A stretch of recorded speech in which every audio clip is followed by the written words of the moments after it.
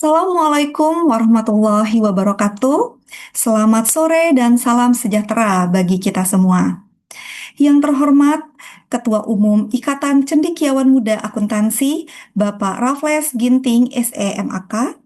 Yang kami hormati Ketua Panitia Kegiatan Webinar Nasional hari ini, yaitu Bapak Sandy Yuliananto SEMM AKMH MAK ACCIA CPOD. Yang kami hormati narasumber webinar hari ini yaitu Ibu Dr. Sarse Elsyahatani, SEAK MBA, CA, CMA, CESA. Yang kami hormati moderator pada webinar hari ini yaitu Ibu Dr. Binti Sofiatul Janah, SE, MSA, CSRS, CSRA, CPIA. Serta yang kami banggakan seluruh peserta webinar nasional yang telah hadir melalui Zoom pada sore hari ini. Puji syukur kita panjatkan kehadirat Allah Subhanahu wa Ta'ala, karena atas rahmat dan karunia-Nya kita dapat hadir dan mengikuti kegiatan webinar nasional sore ini. Salawat serta salam kita haturkan kepada junjungan alam Nabi besar Muhammad Sallallahu Alaihi Wasallam. Selamat datang dalam webinar nasional Theory Matters Developing Strong Theoretical Foundation for Scopus Q1 Publication, Rabu 26 Agustus 2026. Saya, Paradisa Sukma, akan memandu jalannya kegiatan ini hingga selesai. Bapak dan Ibu peserta webinar yang kami hormati, adapun susunan acara pada hari ini yaitu pembukaan, menyanyikan lagu Indonesia Raya, pembacaan profil ICMA, sambutan Ketua Umum ICMA, doa, pembacaan tata tertib dan warta ICMA, foto bersama, penyampaian materi, diskusi dan tanya jawab, dan yang terakhir penutup. Untuk lebih berkahnya kegiatan webinar nasional ini, marilah kita buka dengan sama-sama membaca basmalah. Bismillahirrahmanirrahim. Acara selanjutnya yaitu menyanyikan lagu kebangsaan Indonesia Raya.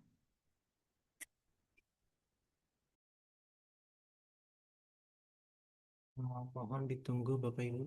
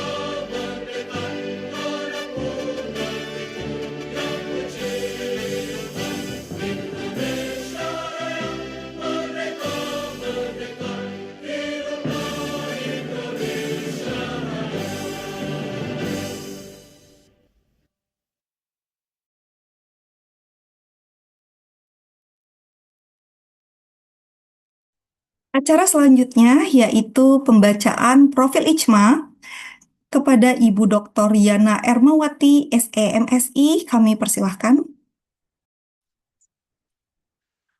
Terima kasih Ibu Paradisa Sukma. Suara saya terdengar jelas, Bu? Dengar, Terdengar, Bu. Ibu. Baik, Ya, terima kasih. Mohon izin, apakah Alhamdulillah saya baik boleh Ibu. dibantu? Baik, Ya, bagaimana? boleh dibantu Pak di share screen untuk profil Itsma nggih? Oh iya. Oke.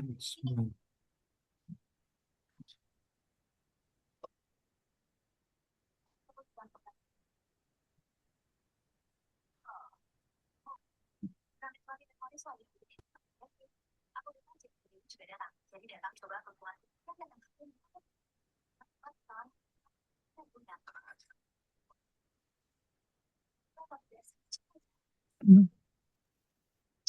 Baik, Bismillahirrahmanirrahim. Assalamualaikum warahmatullahi wabarakatuh. Selamat malam, Bapak dan Ibu. Izinkan saya, Yana Ermawati, pada kesempatan yang baik ini akan membacakan profil Ikatan Cendekiawan Muda Akuntansi ITSMA. Ya. Baik, Ikatan Cendekiawan Muda Akuntansi dengan tagline bersatu, bersinergi, berkolaborasi. Boleh next, Pak? Baik, selanjutnya tersaji adalah sambutan Ketua Umum Ikatan Cendekiawan Muda Akuntansi, Bapak Ibu, izin saya bacakan. Ikatan Cendekiawan Muda Akuntansi ITSMA hadir sebagai wadah kolaboratif bagi para cendekiawan muda akuntansi untuk bertumbuh, berjejaring, dan berkontribusi dalam pengembangan keilmuan serta praktik akuntansi yang berintegritas dan relevan dengan perkembangan zaman. Sejak awal berdiri, ITSMA berkomitmen menjadi ruang intelektual yang mendorong diskusi kritis, penguatan kapasitas akademik, dan sinergi lintas institusi. Berbagai kegiatan akademik dan profesional yang diselenggarakan oleh ITSMA merupakan cerminan dari upaya berkelanjutan dalam membangun ekosistem keilmuan yang adaptif dan berdampak. Momentum Disnatalis ITSMA sekaligus menjadi ruang pertemuan luring yang memperkuat kebersamaan, refleksi, dan arah strategis organisasi ke depan. Saya mengajak seluruh anggota dan pemangku kepentingan untuk terus mengambil peran aktif, memperkuat kolaborasi, serta menjadikan ITSMA sebagai rumah bersama dalam melahirkan gagasan, karya, dan kontribusi nyata bagi kemajuan akuntansi dan pembangunan bangsa. Raffles Ginting, SEMAK, Ketua Umum ITSMA periode 2024-2027. Next, Pak. Baik. Selanjutnya Bapak dan Ibu, berikut adalah timeline ya, timeline ITSMA. Jadi ITSMA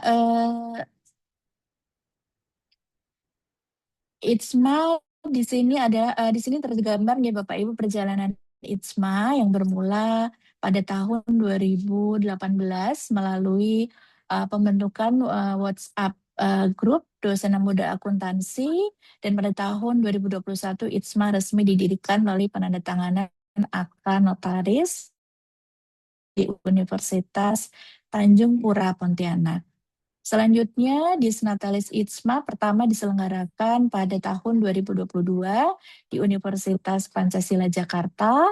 Disnatalis kedua pada tahun 2023 di BINUS University Alam Sutra. Disnatalis ketiga pada tahun 2024 di UPN Veteran Yogyakarta. Dan Disnatalis keempat pada tahun 2025 di Universitas Katolik Dharma Cendika, Surabaya. Perjalanan ini Bapak Ibu mencerminkan pertumbuhan ITSMA sebagai wadah kolaborasi dan pengembangan profesi akuntansi di Indonesia. Semoga setiap langkah yang telah dilalui menjadi fondasi bagi ITSMA untuk terus bertumbuh, menginspirasi, dan memberikan kontribusi yang semakin bermakna. Next, Pak. Baik, selanjutnya adalah visi ya Bapak Ibu, visi dari Ikatan Cendekiawan Muda Akuntansi, yaitu menjadi organisasi yang mampu mewujudkan generasi dosen muda profesional dan kompeten di bidang akuntansi untuk mengembangkan ide dan inovasi terkini dalam melaksanakan Tridharma perguruan tinggi dan mampu melahirkan bibit unggul sebagai generasi penerus bangsa dalam membangun dan memajukan bangsa Indonesia. Monggo, Pak.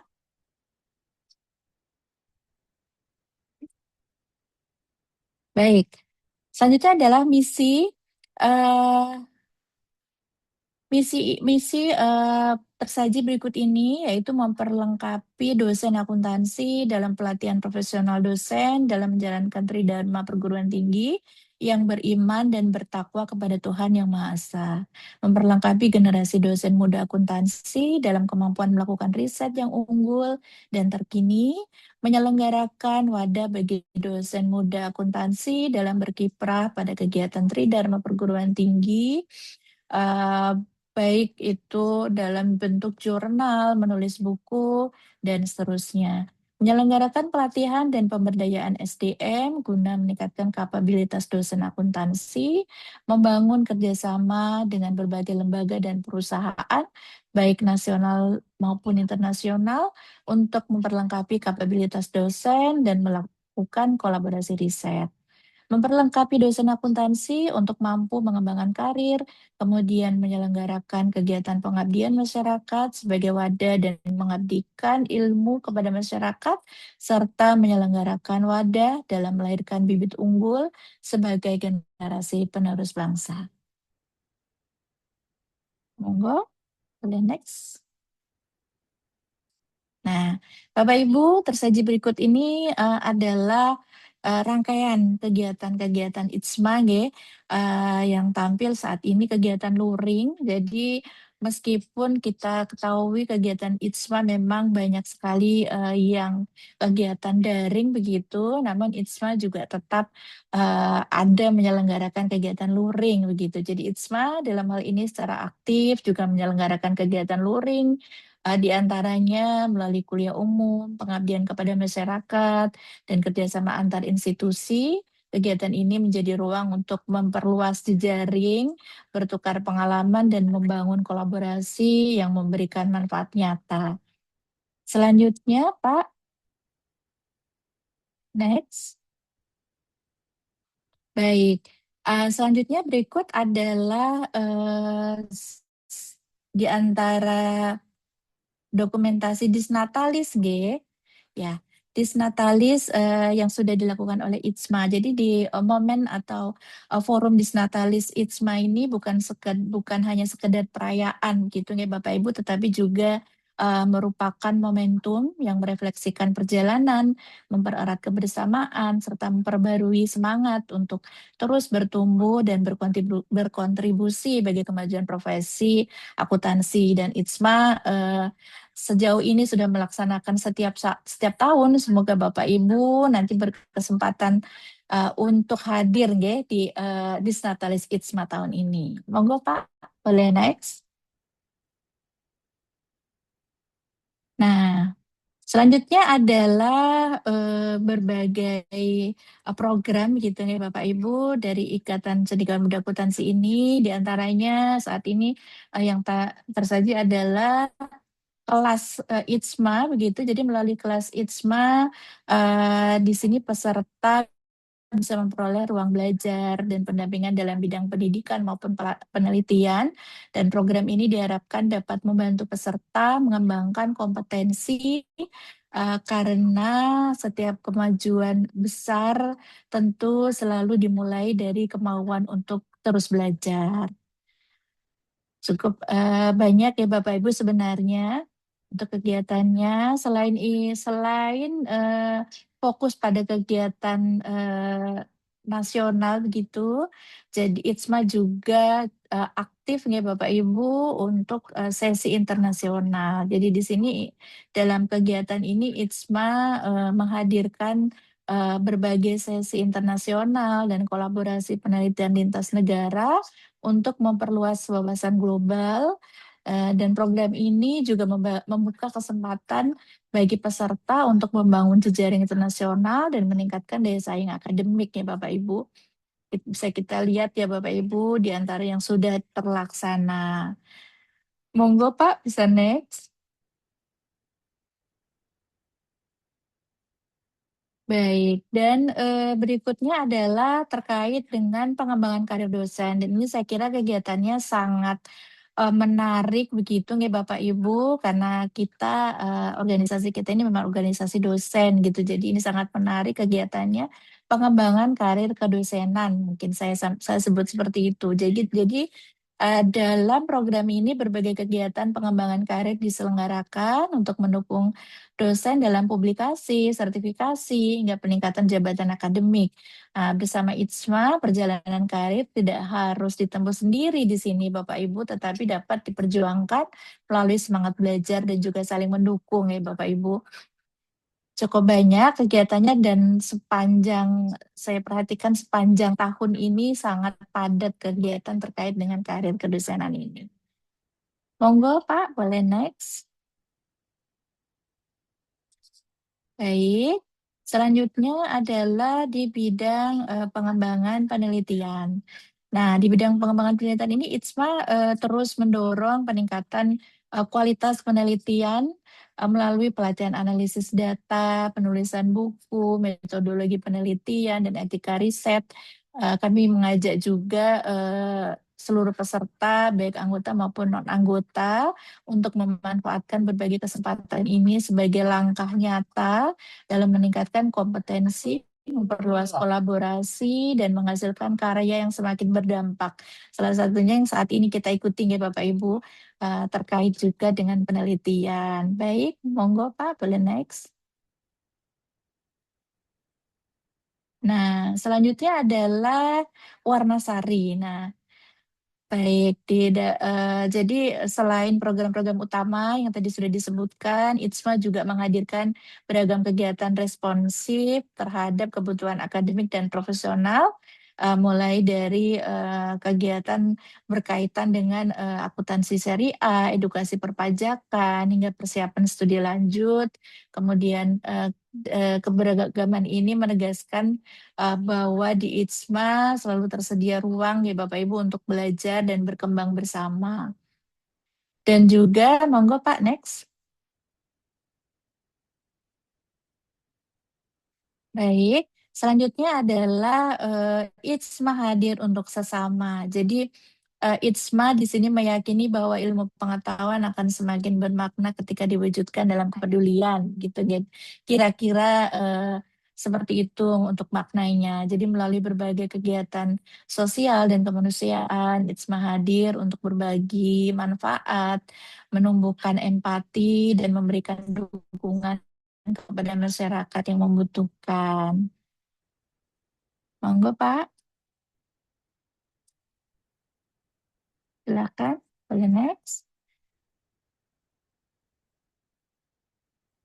Baik, baik Bapak dan Ibu sekalian, monggo kami mengajak Bapak dan Ibu untuk bergabung ya di dalam dengan ITSMA.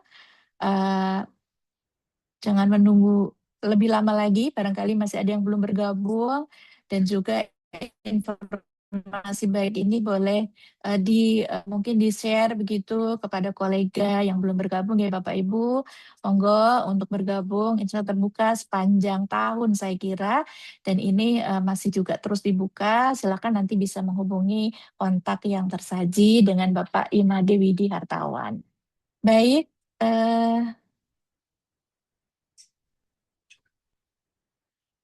jadi seluruh rangkaian merupakan bagian dari komitmen ITSMA ya Bapak Ibu untuk membangun komunitas akademik yang aktif, kolaboratif, dan saling menguatkan. Jadi mari bergabung sekali lagi dengan keluarga besar ITSMA, memperluas jejaring, meningkatkan kompetensi, dan juga tumbuh bersama dalam perjalanan menuju masa depan profesional yang lebih baik. Baik, terima kasih. Demikian saya akhiri. Terima kasih atas perhatiannya. Assalamualaikum warahmatullahi wabarakatuh dan selamat malam. Monggo saya kembalikan Bu Paradisa. Terima kasih kepada Ibu Dr. Yana Ermawati, SEMSI. Acara selanjutnya yaitu sambutan Ketua Umum IJMA kepada yang kami hormati Bapak Raffles Ginting SEMAK dipersilahkan untuk memberikan sambutan. Oke, apakah suara saya terdengar, Bu Paradisa? Nggih, sudah terdengar Bapak. Ya, selamat malam Bapak Ibu yang terkasih. Pertama-tama marilah kita panjatkan puji dan syukur kehadirat Tuhan Yang Maha Esa atas berkat dan rahmat-Nya kita dapat berkumpul melalui media virtual Zoom pada malam hari ini, Rabu 26 Agustus. Kita bersama-sama melaksanakan rangkaian pekan webinar Gis Natalis Rabu ya. Terima kasih kepada narasumber kita yang sangat luar biasa, Ibu Dr. Sarce Else Hatane, yang telah bersedia menyampaikan materi pada malam hari ini. Dan terima kasih juga kepada seluruh peserta yang sudah hadir ya untuk diperlengkapi pada kegiatan pada malam hari ini. Nah, topik malam hari ini sangat menarik ya, berkaitan dengan teori matters developing strong theoretical foundation for Scopus Q1 publication. Ya, seperti yang kita ketahui bahwa ketika kita ingin publish di Scopus ya, terutama Q1, banyak hal yang harus kita pelajari ya. Kalau minggu sebelumnya kita sudah bahas tentang novelty, tentang fenomena gap, research gap. Nah, hari ini kita bahas tentang teori matters ya, developing strong ya, theoretical foundation for Scopus Q1 publikasi ya. Berkaitan dengan fondasi, pentingnya fondasi teori dalam riset ya. Seperti itu. Jadi bukan hanya kuantitatif yang membutuhkan teori, kualitatif juga membutuhkan teori ya, tergantung dengan perlakuannya bagaimana. Nah, teori itu sangat penting ya dalam artikel yang akan kita publikasikan di Scopus Q1 ya Bapak Ibu ya. Jangan sampai salah meletakkan teori ya, atau juga salah menggunakan teori seperti itu ya. Jadi teori yang tepat adalah teori yang sesuai dengan riset yang kita lakukan, baik tujuan penelitian ya dan sebagainya. Nah, hari ini kita akan belajar lebih lanjut lagi ya oleh narasumber kita yang sangat luar biasa. Harapannya Bapak Ibu dapat memahami dan dapat mengimplementasikannya. Itu saja yang dapat saya sampaikan. Dengan resmi kegiatan pada malam hari ini saya buka, saya kembalikan kepada Ibu Paradisa Supma.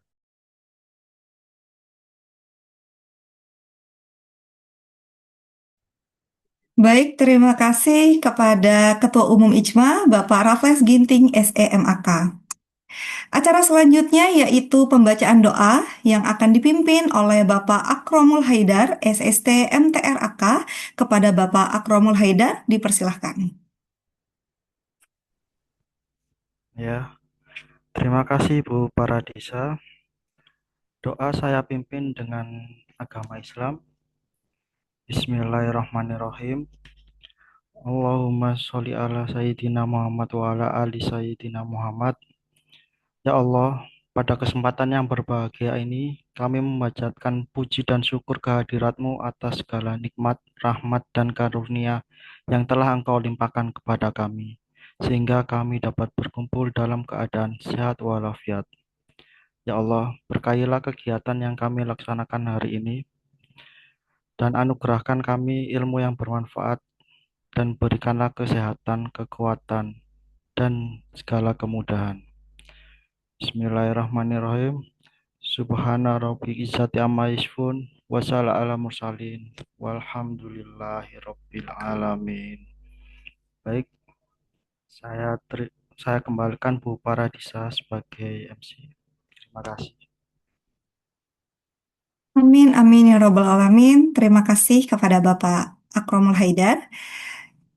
Sebelum kita masuk ke acara inti, saya akan menyampaikan beberapa hal terkait dengan tata tertib pelaksanaan webinar dan Warta Ijma.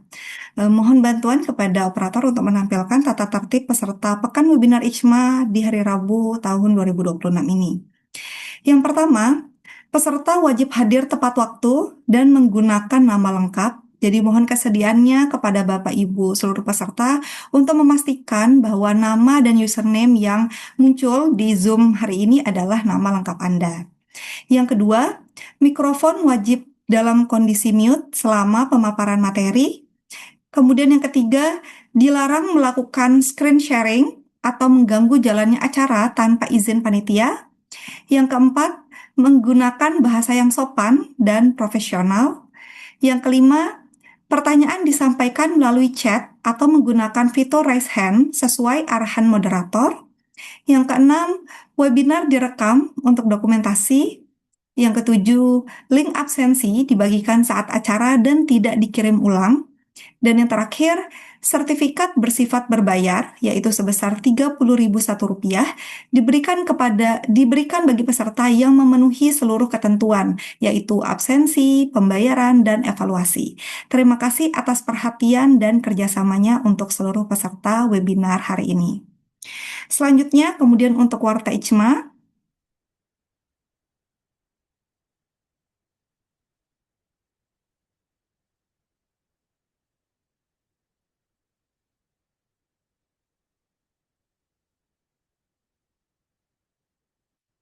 Baik, Warta Ijma untuk volume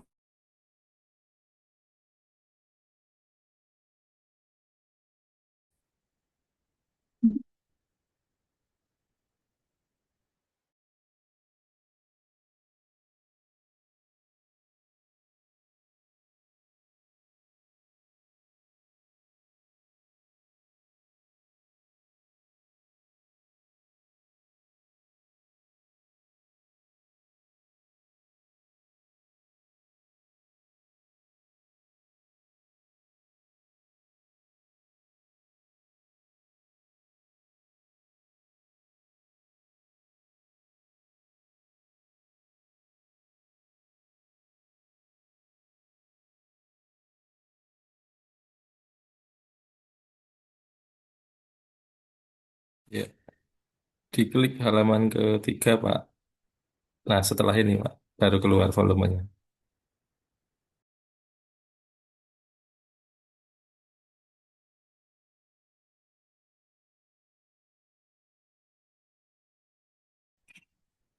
Mohon maaf Bapak Ibu atas kendala teknis. Kemudian eh,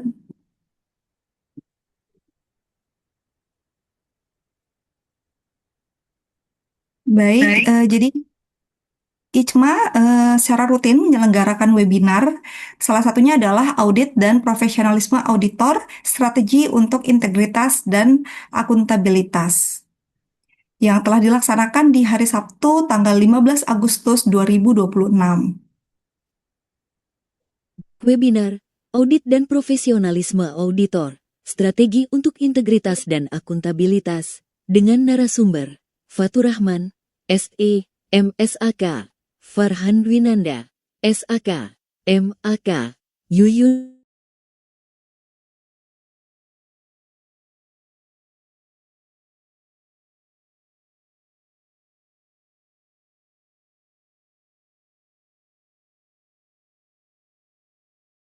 Halo Sobat Cendekia, mari ikuti rangkaian kegiatan sepekan bersama ICMA yang akan berlangsung mulai Sabtu, tanggal 22 Agustus tahun 2026 hingga Sabtu, tanggal 29 Agustus tahun 2026. Berikut jadwal lengkapnya. Rabu, tanggal 26 Agustus tahun 2026, pukul 18 waktu Indonesia Barat, topik webinar, Teori Meter. Developing Strong Theoretical Foundations for Scopus Q1 Publications dengan narasumber Dr. Sars L.C. Hatane, SE, AK, MBA, CA, CMA, CESA. Jumat, tanggal 28 Agustus tahun 2026, pukul 18 waktu Indonesia Barat, topik webinar, Mastering Scopus Peer Review, Penguatan Kompetensi Reviewer Jurnal Bereputasi Scopus, dengan narasumber, Profesor Nyoman Darmayasa, Dr. Sars L.C. Hatane, Raffles Ginting. Sabtu, tanggal 29 Agustus tahun 2026, pukul 10 waktu Indonesia Barat, topik webinar, PhD Wellbeing and Healthy Academic Life, menjaga kesehatan fisik dan mental selama studi doktoral, dengan narasumber, Dr. Faisal Saldi, Asiah Rifka Hasanah, SC, Psikolog. Jangan lewatkan kesempatan yang baik ini. Sampai bertemu di Arta ICMA selanjutnya.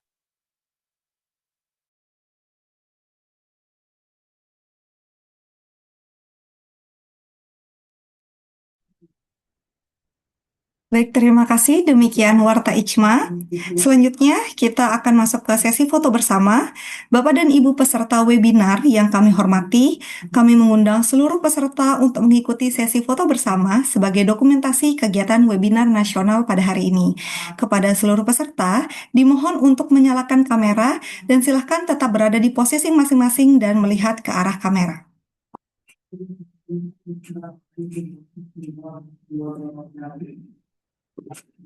Baik, saya dikte ya. Saya hitung mundur, mohon maaf. Dari 5, 4, 3, 2, 1, halaman pertama.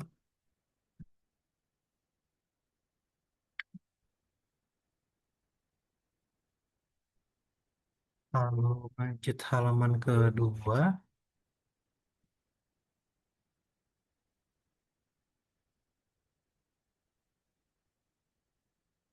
Selanjutnya lanjut ke halaman ketiga.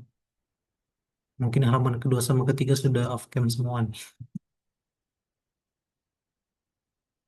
Baik, selesai.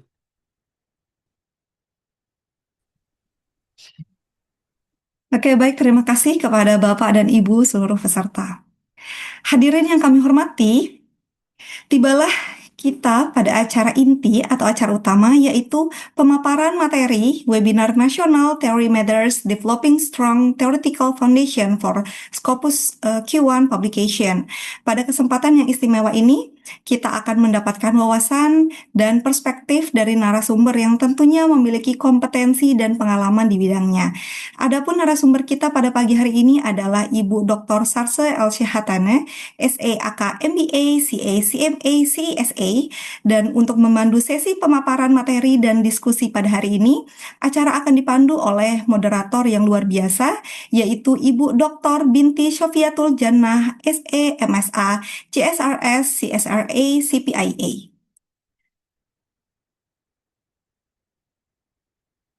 Mohon bantuan untuk kepada operator untuk menampilkan CV dari Ibu Dr. Binti Syofiatul Jannah selaku moderator pada hari ini.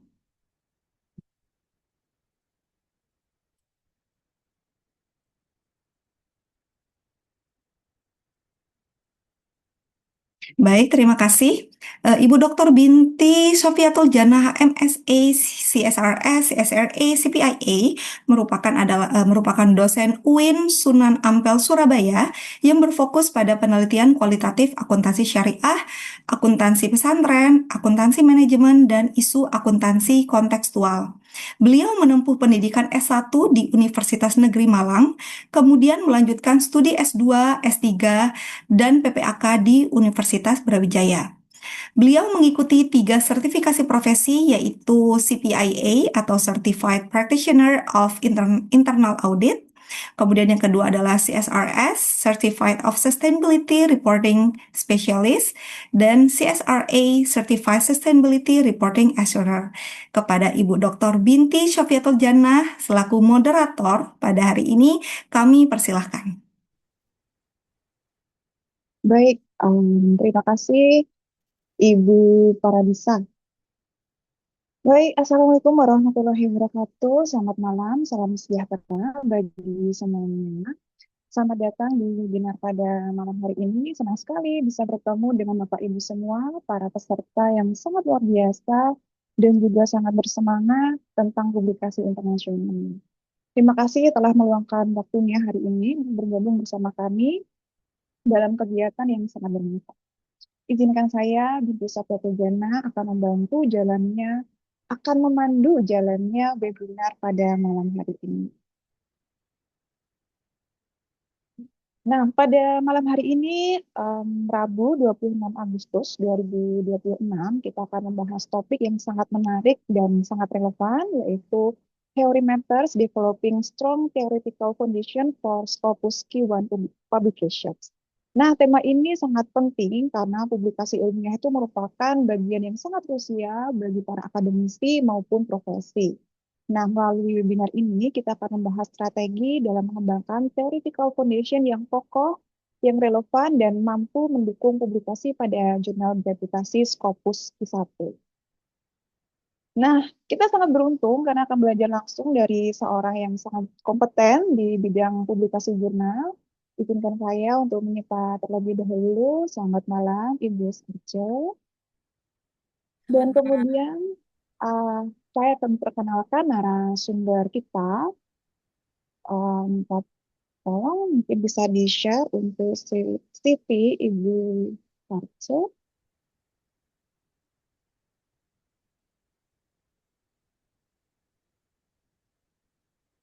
Nah, eh, nama panjang, nama panjang dari Ibu Sarce adalah Dr. Sarce Elsie Hatane, SEAK, MBA, CA, CMA, CPS, SISA.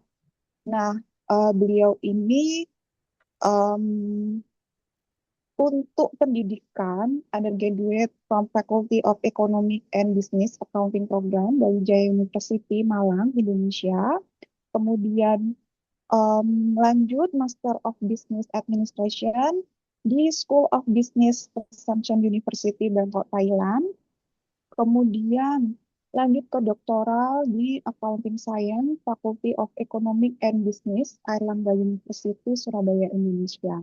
Kemudian beliau juga memiliki banyak sekali pengalaman mulai dari tahun 2004, 2021, 2024 ini ya dari 2004. Nah, beliau merupakan dosen di Petra Christian University School of Business and Management di accounting. Kemudian dari 2021 sampai saat ini beliau merupakan, nah, mungkin bisa oke. Mungkin saya lanjutkan terkait dengan eh, kegiatan penelitian dan publikasi di tahun 2025 2024, nah banyak sekali publikasi dari Ibu Sarce. Nah, mungkin kita tidak perlu berlama-lama lagi ya. Kita mulai sesi pemaparan. Nah, kita mulai pemaparan materi. Mungkin bisa di post untuk CV Ibu Sarce. Nah, selanjutnya saya persilahkan kepada Ibu Dr. Sarce untuk menyampaikan materinya. Waktu dan layar sepenuhnya saya disilakan. Ya, selamat malam Bapak Ibu. Selamat malam Bapak Ibu. Suara saya masuk? Masuk, Ibu. Ya, oke, terima kasih. Sangat Jadi jelas, ya. malam ini kita akan belajar bersama ya. Ini belajar bersama ya. Jadi saya juga masih harus terus mengembangkan diri saya untuk menulis terutama di Q1 ya. Jadi Q1 itu memang tidak mudah dan Bapak Ibu eh, ya kita belajar ya namanya ya. Jadi harus selalu kita juga mengembangkan diri. Kadang saya ketika menyampaikan materi ini juga saya sambil belajar. Baik ya, saya tanpa berlama-lama saya share materi. Oke, ini sudah terlihat kah? Sudah, Ibu. Ya, saya perbesar layarnya, terlihat layarnya besar atau? Ya, Ya, oke. terlihat besar. Ya, baik. Nah,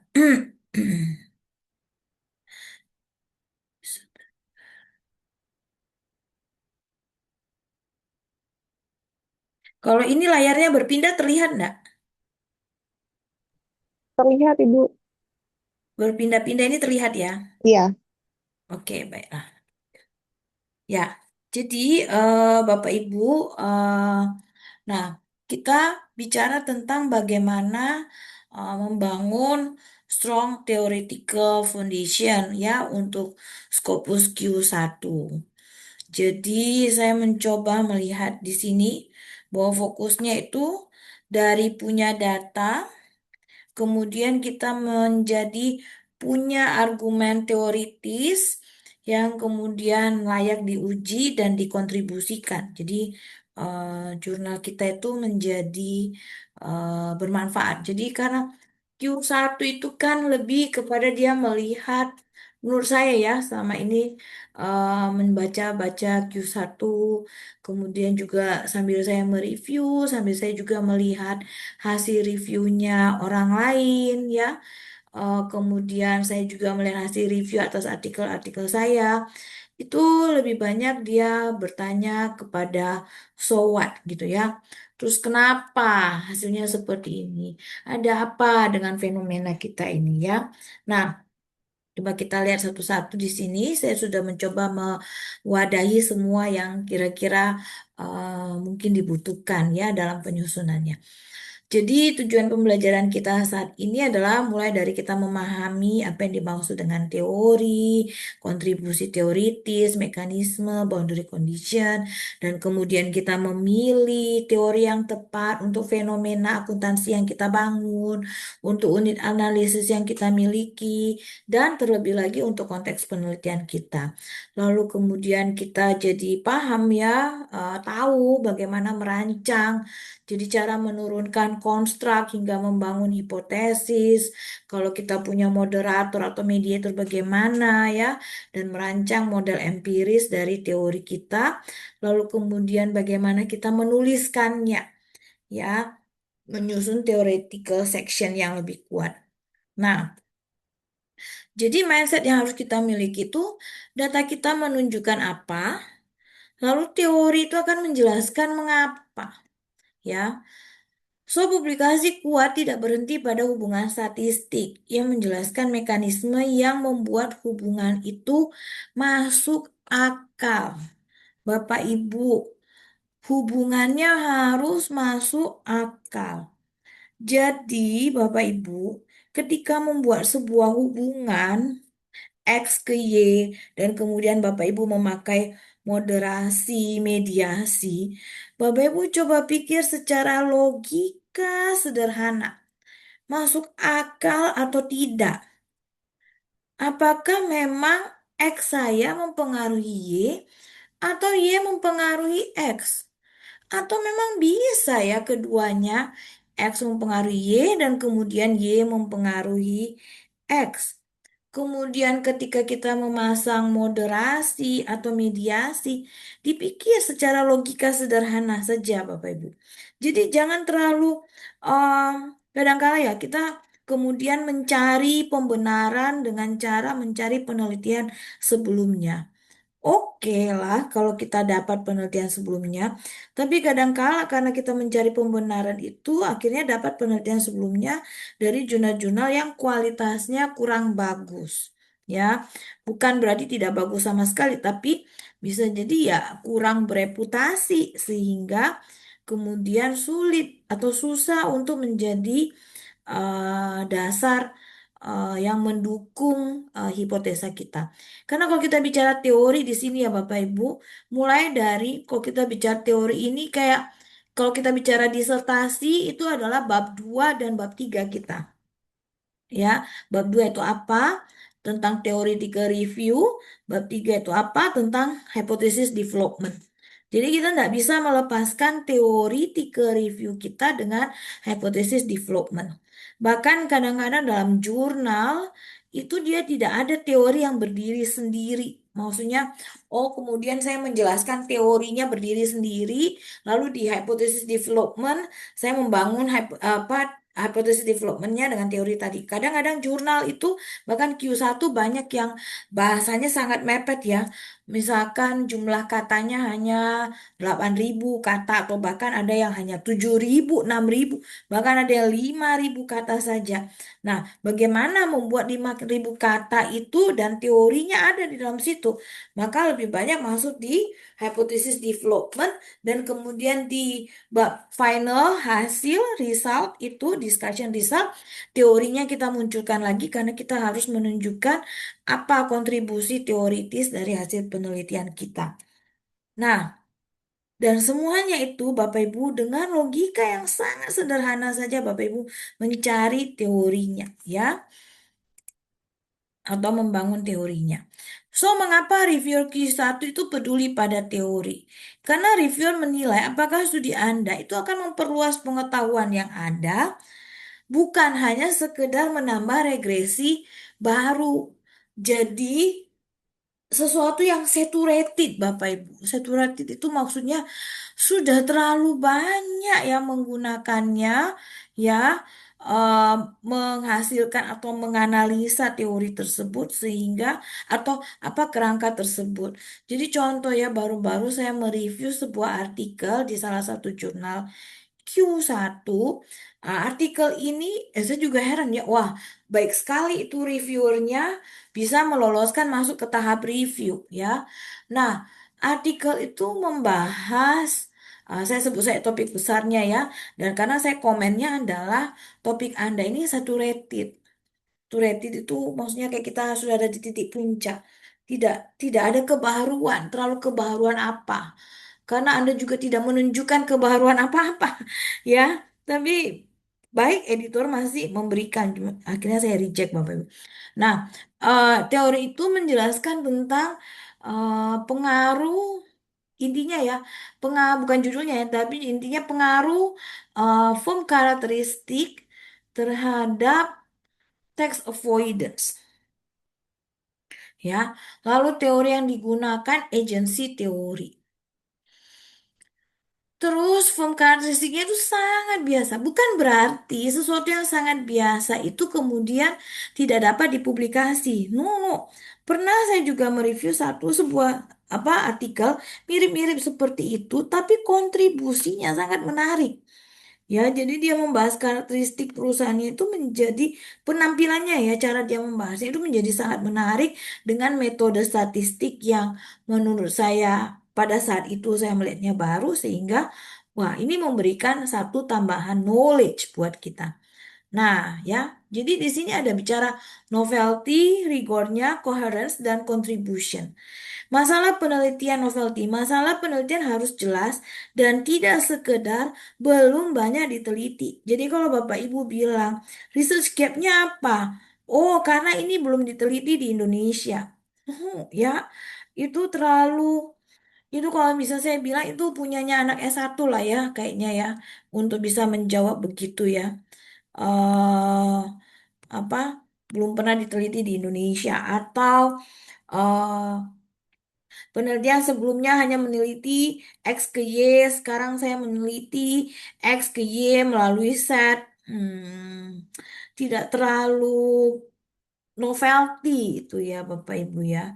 Kadang memang kita bicara novelty itu susah banget ya. Mencari novelty itu susah karena belum tentu apa yang kita anggap novel ini saya sering sebutkan kayak saya dejavu. Saya pernah sebutkan ini. Apa yang sering kita anggap novel belum tentu novel ya. Karena bisa jadi ada orang lain yang sudah pernah menulisnya, tapi kita belum sempat mencarinya atau belum menemukannya. Ya. Nah, novelty itu kadang-kadang bisa melalui temuan kita. Temuan kita bahkan bisa jadi novelty. Jadi Bapak Ibu, ini bedanya antara kita menulis paper dengan kita menulis disertasi atau tesis. Ketika Bapak Ibu menulis disertasi atau tesis, Bapak Ibu mulai dari bab 1, 2, 3, 4, 5, 6 secara berurutan. Tapi ketika kita menulis paper, artikel untuk disubmit ke jurnal, itu bahkan kita sudah harus menyelesaikan hingga finalnya, ya, menyelesaikan dalam hal ini Anda sudah menyusun kerangka, Anda sudah collect data, Anda sudah running datanya, dan Anda sudah melihat contributionnya apa. Baru kemudian Anda mencoba mencari apa ya novelty apa yang bisa saya ungkapkan dari hasil penelitian ini. Loh Bu, misalkan saya mencarinya dari novelty dulu, bisa, bisa saja. Jadi tidak ada menurut saya ya, menurut saya tidak ada sesuatu yang baku bahwa Anda harus mencari novelty-nya dulu, baru menemukan kontribusinya setelah ada hasilnya. Tidak harus begitu, bisa berangkat dari manapun. Ya, nah tapi ketika orang membacanya dari depan ke belakang. Ketika kita menyusunnya untuk menulis, kita bisa menyusunnya mulai dari belakang ke depan atau tengah ke belakang, lalu maju lagi ke depan, mundur lagi ke tengah, mundur lagi ke belakang. Itu bisa semua hal itu terjadi. Ya, jadi ketika proses kita meneliti hingga menulis itu sangat fleksibel menurut saya. Nah, itu yang tadi saya katakan, sangat berbeda ketika kita menulis disertasi atau tesis, ya. Oke, jadi masuk kembali ke sini. Setelah kita mendapatkan atau menentukan novelty, kita melihat kembali rigornya kita, konstruk, model, dan metode mengikuti logika teoritis yang ada, yang ketat, ya. Nah, ini yang tadi saya katakan.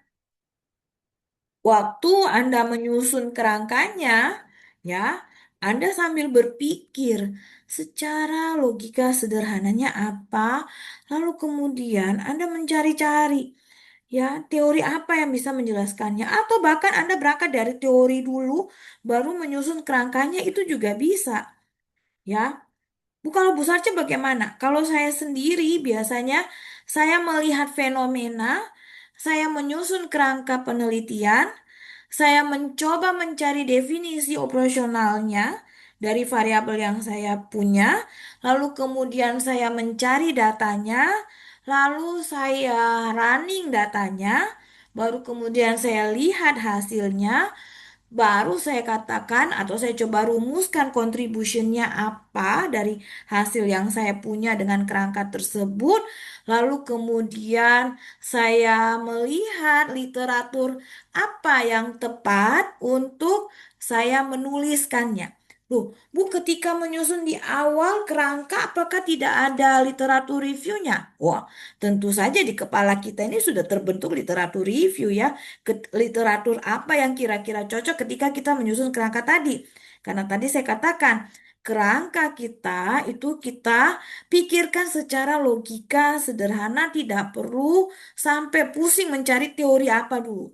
Ya, nah nanti bahkan ketika kita menghasilkan, mempunyai hasil, kita bisa melihat, oh, saya menggunakan teori A tapi memberikan boundary tertentu, batasan tertentu atas teori A tersebut. Oh, ternyata hasil saya kontradiktif dengan teori A. Bahkan saya bisa menampilkan teori A dengan teori B, bahwa teori B kontra terhadap teori A. Nah, hasil saya ada nih. Nah, seperti itu. Nanti kemudian, kalau cara saya bekerja, ya, lalu kemudian saya membuat novelty-nya. Nah, ya, tapi ketika orang membacanya dari depan ke belakang. Waktu orang baca artikel kita itu loh Bapak Ibu. Nah, sampai kadang-kadang orang bertanya ke saya, Bu saja kenapa bisa baca jurnal itu cepat sekali? Ketika saya baca satu jurnal itu, saya bisa cepat ambil intisarinya karena cara saya membaca seperti cara saya meneliti. Jadi saya pertama kali lihat kerangkanya, lalu saya lihat metodenya, lalu saya lihat hasilnya, lalu saya balik ke bab 2-nya, lalu saya lihat fenomenanya. Baru saya kembali lagi. Jadi bolak-balik. Nah, ini juga akhirnya mempengaruhi cara saya menonton film. Ya, kalau saya ketemu orang seni, cara saya menonton film itu kayak adik saya kan seniman banget, ya. Jadi dia apa dari sastra dan memang dia sastranya tentang drama. Jadi kalau saya bicara film A gitu, dia baru bicara film A, dia bilang gini, jangan bilang ya, resultnya apa, hasilnya apa. Karena kalau saya nonton film, saya tunggu sampai dia selesai, baru saya nonton, Bapak Ibu. Jadi kalau film ya, kalau drama kan serial kan. Tapi kalau film tuh saya maju dulu, saya lihat dulu 2-3 menit pertama, sampai 5 menit maksimal, terus saya mundur ke belakang, saya mau tahu hasilnya apa, baru saya cari ke tengah, itu apa sih masalahnya, baru semua ya. Nah, contoh Bapak Ibu, nah ini cara-cara sederhana yang mungkin bisa membantu Bapak Ibu memahami bagaimana orang meneliti dan kemudian menulis. Nah, contoh sekarang lagi saya baru-baru ini, baru kemarin, saya lihat film di Netflix Gladiator 2. Nah, Bapak Ibu bukan Netflix Gladiator 2. Kalau kita bilang itu Gladiator 2, berarti kan ada Gladiator 1, ya kan? Nah, saya cari Gladiator satunya di Netflix, Gladiator. kayaknya saya kok pernah nonton ya. Seingat saya itu bintangnya itu namanya Maximus gitu ya. Terus saya cari-cari, oh tapi Gladiator satunya nggak ada di Netflix. Terus saya punya apa aplikasi Prime. Prime itu kan kalau kita pakai Telkomsel kan free untuk Prime sama WeTV ya. Nah, jadi saya buka di Prime, saya cari Gladiator. Ada Gladiator satunya. Jadi saya nonton dulu Gladiator satunya, tapi cara saya nontonnya, saya, saya sudah pernah kan nonton ini. Saya lihat yang pertamanya, oh ini saya sudah pernah nonton. Saya kembali ke apa langsung ke akhir. Terus saya nonton Gladiator 2. Jadi bolak-balik tuh aplikasinya. Gladiator 2. Di Gladiator 2 ada nama anaknya. Loh, kok ini anaknya siapa ya? Saya balik ke Gladiator 1. Nah, ya, seperti itu cara saya juga meneliti dan menulis. Ya, nah ya. Jadi mungkin karena sudah apa ya, semua itu terintegrasi di dalam kehidupan sehari-hari ya Bapak Ibu. Nah itu cara sederhananya kita mengintegrasikan, menginternalisasikan sesuatu ilmu itu sampai ke ya banyak hal ya.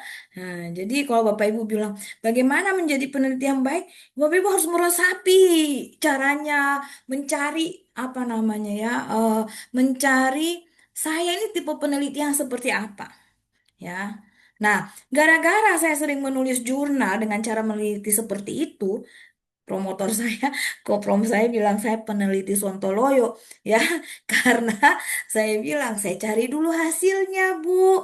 Bu Prof, maaf Bu Prof, saya cari dulu hasilnya, saya kumpulkan dulu datanya, baru saya mau menulis. Karena saya merasa kalau saya tidak mengumpulkan datanya, saya tidak mengenali variabel itu. Kadang kita baru melihat ketika data terkumpul, baru kita merasakan, sebenarnya kok kayaknya lebih bagus atau lebih tepat X ini menjadi set ini yang menjadi X, kayak gitu. Setelah kita pahami data tersebut, ya, jadi coherence di sini ya, coherence dan rigor ini bisa saling bolak-balik seperti itu ya. Nah, next. Nah, apa itu teori? Gunakan 4 pertanyaan ini, Bapak Ibu. What, how, why, who, where, when, ya. Jadi kita lihat dari what. Konstruk apa yang terlibat? Konstruk apa yang terlibat itu kerangka penelitian Bapak Ibu itu loh. Kerangka apa yang Bapak Ibu buat? Lalu kemudian how? Bagaimana hubungan dalam konstruk itu terjadi? Ya, jadi waktu Bapak Ibu melihat kontrak apa yang terlibat di sini, Bapak Ibu sudah harus memahami definisi operasional variabelnya apa. Pengukurannya apa? Saya bicara tentang kuantitatif ya Bapak Ibu. Saya orang kuantitatif, saya belum belajar kualitatif dan menurut saya kalau Bapak Ibu sebagai pemula, ini menurut saya, sebagai peneliti pemula maka akan lebih mudah Bapak Ibu melakukan penelitian kuantitatif dulu sebelum terlibat di kualitatif. Saya minta maaf untuk teman-teman yang sudah sangat pakar di kualitatif, ini pendapat pribadi saya.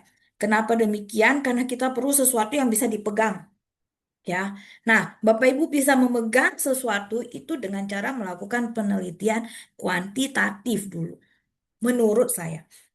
So, habis what? How? Bagaimana hubungan tersebut terjadi? Kembali lagi, logika sederhananya dipakai. Bagaimana hubungan antara X dan Y itu bisa terjadi?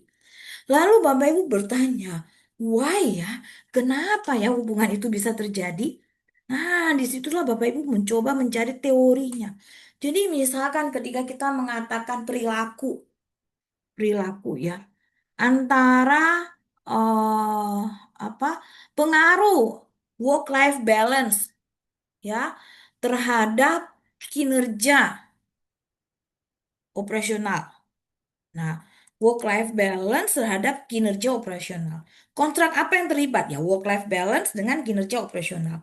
Waktu kita bicara work-life balance, apa nih? Apa sih yang dimaksud dengan work-life balance? Apa sih yang dimaksud dengan kinerja operasional? Ya, kemudian bagaimana hubungan antara work-life balance dengan kinerja operasional? Kan logikanya seperti apa ya? Cari logika sederhananya. Terus kenapa ya orang bisa merasakan work-life balance? apa ya yang mendorong seseorang itu ketika dia merasa santai, ketika dia merasa hidupnya tenang, dia bisa lebih bekerja dengan baik. Atau kadang ada beberapa orang yang justru ketika work-life balance-nya nggak balance, kinerja operasionalnya menjadi lebih tinggi. Apa ya yang mendorong itu ya? Nah, situlah Anda mencoba mencari teorinya. Teori-teori perilaku dicari, ya.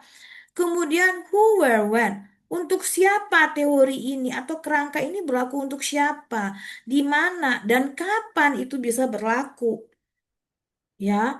Karena beda masa, beda hasil pasti. Makanya kadang-kadang saya sering kali, bukan kadang-kadang, sering kali saya menulis di bagian terakhir itu yang limitation and suggestion for future studies, itu saya tuliskan ini limitationnya itu tentang ini, bahwa ini itu belum tentu dapat digeneralisasikan, tapi setidaknya ini sudah menunjukkan, hasil ini menunjukkan sesuatu yang terjadi di negara berkembang, emerging market, misalkan, ya, terutama di Indonesia. Nah, misalkan eh, apa namanya penelitian selanjutnya dapat mengembangkan di negara-negara yang memiliki karakteristik yang sama dengan Indonesia atau bahkan yang lebih maju atau mungkin lebih mundur dari Indonesia. Nah, kapan berlakunya? Kapan berlakunya itu ya dalam batasan penelitian saya, dan saya katakan bahwa bisnis itu bersifat dinamis. Karena bisnis itu bersifat dinamis sehingga perubahan lingkungan bisnis ya dapat mempengaruhi perubahan hasil yang berbeda, ya. Nah, nah, kadang-kala bahkan di penelitian kita, jadi contoh ya Bapak Ibu, kemarin ada teman itu yang cerita juga. eh Apa namanya, dia melakukan event studies. Event studiesnya itu adalah eh, hanya melihat di 3 window. Ya, 3 atau 4 window. Nah, kenapa melihatnya di 4 tahun window ini? Oh, karena dia mau melihat bahwa perusahaan-perusahaan yang baru memiliki skor ESG dalam 4 tahun terakhir, ya, baru memiliki skor ESG dalam 4 tahun terakhir. Oh ya, baru memiliki skor ESG dalam 4 tahun terakhir. Berarti dia harus mencari kapan pertama kali perusahaan itu memiliki skor ESG. Jadi setiap perusahaan bisa punya tahun yang berbeda-beda. Itu kalau kita bicara event studies kan, setiap perusahaan bisa memiliki tahun yang berbeda-beda. Atau dia mau ambil, hantam semua. Oh, saya melihat rata-rata perusahaan itu memiliki ESG score yang relatif stabil atau memiliki sustainability report yang stabil itu mulai dari tahun 2000, karena di tahun 2000 itu ada kebijakan apa atau peraturan apa gitu ya. Nah, dari peraturan itu berlaku 4 tahun. Setelah peraturan itu berlaku bagaimana? Nah, tidak masalah, Bapak Ibu tetap harus menjelaskan itu. Ya, di mana dijelaskan? Mulai bab 1 sudah disinggung, bab 2 ketika menyusun hipotesisnya disinggung, bab 3 disinggung lagi, bab 4 tentunya dibahas lebih mendalam dalam Windows-nya tersebut, bab 5 disinggung lagi. Setiap kali disinggung karena apa? Nah, tadi masa itu menjadi sangat penting. Nah, kita mencari teori yang berlaku untuk masa tersebut, ya, periode tersebut, ya. Nah, apa yang bukan teori? Banyak naskah ditolak karena bukan karena datanya buruk, tapi karena bagian teori hanya menjadi hiasan. Jadi kayak promotor saya mengatakan parade teori. Jadi taruh semua teori yang bisa memungkinkan. Oh, jangan Bapak Ibu ya.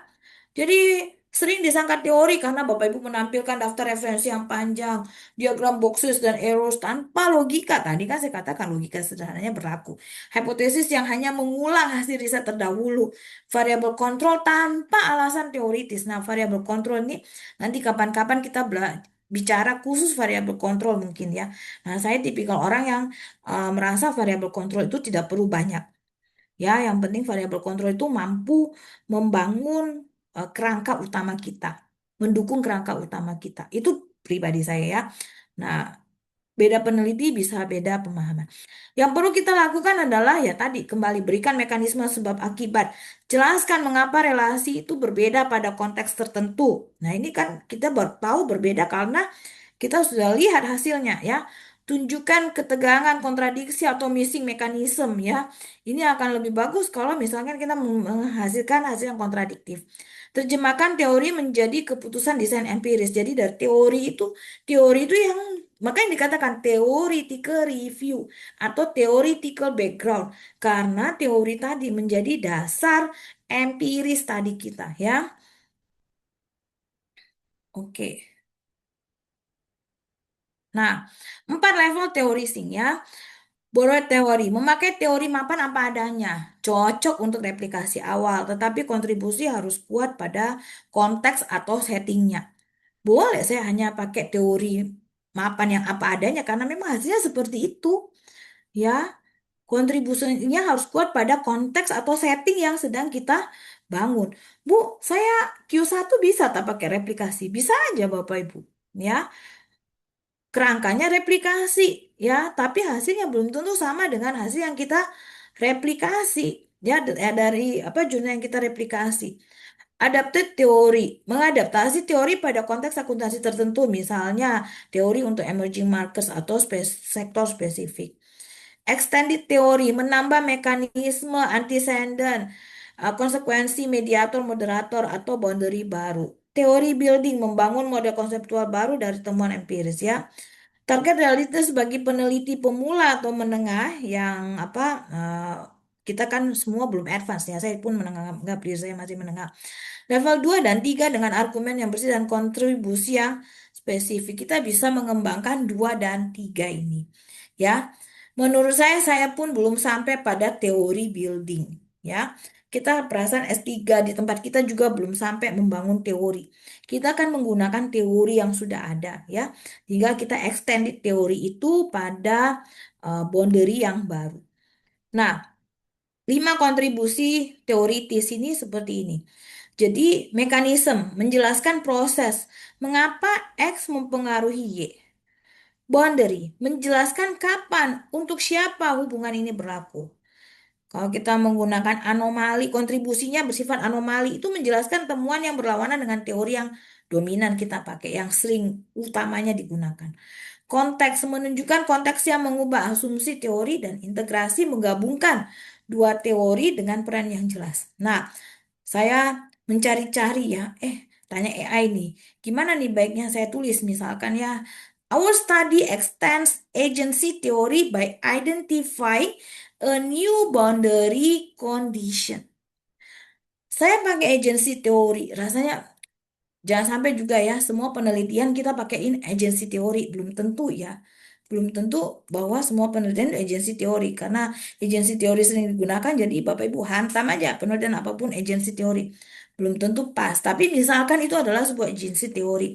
Lalu Bapak Ibu mau katakan kontribusi penelitiannya apa ya? Our study extends atau our study enrich, memperkaya agency teori by identifying a new boundary condition. Boundary conditionnya apa? Ya, misalkan boundary conditionnya kita spesifik in the emerging market. Boundary conditionnya misalkan kita mengatakan bahwa agency teori ini berlaku untuk gender tertentu, misalkan karena Anda pakai gender misalkan. Ya, jadi kapan untuk siapa teori itu berlaku kalau itu uh, jadi tidak hanya sekedar mekanisme ya, tidak hanya sekedar mengintegrasi. Integrasi juga bagus. Nah, ya, satu kali saya ada tulisan saya ini kok ya lupa tulisan saya yang mana. Saya harus lihat-lihat lagi tulisan saya. Tadi saya menyiapkan ini terlalu mepet juga. Ada yang menggabungkan dua teori, tapi dengan peran yang sangat jelas.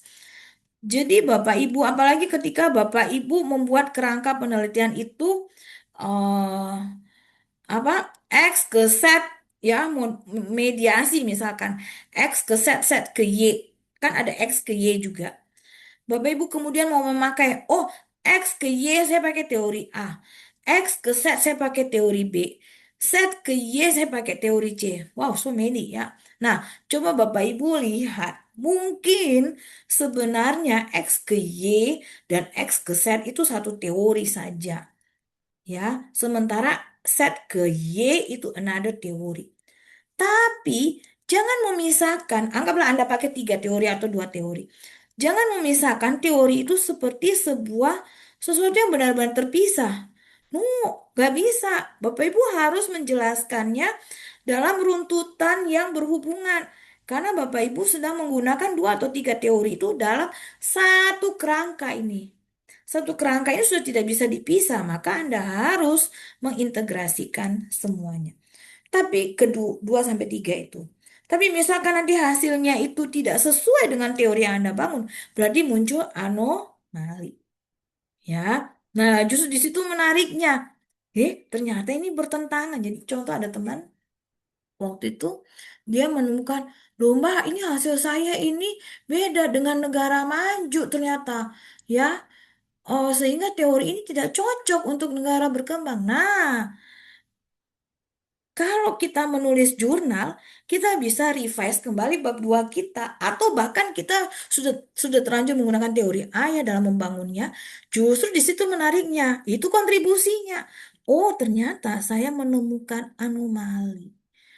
Ya, saya menemukan sesuatu yang bertentangan. Nah, kontribusi teori saya di situ atas jurnal ini. Ya. Nah, jadi pertanyaan kuncinya adalah kontribusi saya memperbaiki pemahaman teori di bagian mana? Apakah bagian mekanisme saja atau boundary, anomali, konteks, integrasi bahkan ya. Nah, formulanya ya, tadi saya sempat sampaikan. Jadi ketika membangun argumen itu bukan kumpulan paragraf yang terpisah-pisah ya. Jadi Bapak Ibu juga ketika menyusun sesuatu dibaca lagi ya. Nyambung enggak paragraf 1 saya dengan paragraf 2? Itu harus mengalir dengan baik. Nah, formula praktisnya, lihat dulu fenomena, lalu pakai point of view theoretical lens-nya, causal logic-nya, testable prediction-nya, dan meaningful contribution. Ini persis seperti, kan memang saya minta AI coba susun berdasarkan cara saya ya. Nah, cara saya ya seperti itu. Fenomenanya saya lihat. Lalu saya lihat dari theoretical lens. Kenapa saya mengatakan saya melihatnya dari theoretical lens? Karena saya sedang membangun kerangka penelitian. Lalu dalam membangun kerangka penelitian, saya kembali lihat causal logic-nya seperti apa. Ya, kemudian saya tes ya, mekanismenya seperti apa, saya bangun konstruk penelitiannya, saya cari definisi operasionalnya, saya tes, saya dapat prediksinya, lalu saya tuliskan meaningful contribution-nya dulu ya. Nah, baru saya menulisnya depan belakang depan belakang depan belakang ya. Nah, jadi fenomena, teori utama, konstruk, mekanisme, hipotesis, lalu desain empiris. Jika satu mata rantai hilang, reviewer akan melihatnya sebagai weak teori. Jadi ketika Anda menuliskannya, Anda menuliskannya seperti ini. Cara menulisnya seperti ini. Ini itu adanya di berarti bab 1, landasan teori, ya, sampai bab 2 hingga bab 3. Ya, ini 1 sampai 3 ini.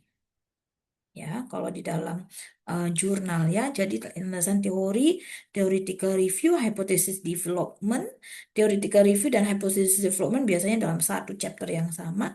Lalu metode penelitian desain empirisnya. Ya, fenomena. Apa masalah empiris yang ingin dijelaskan?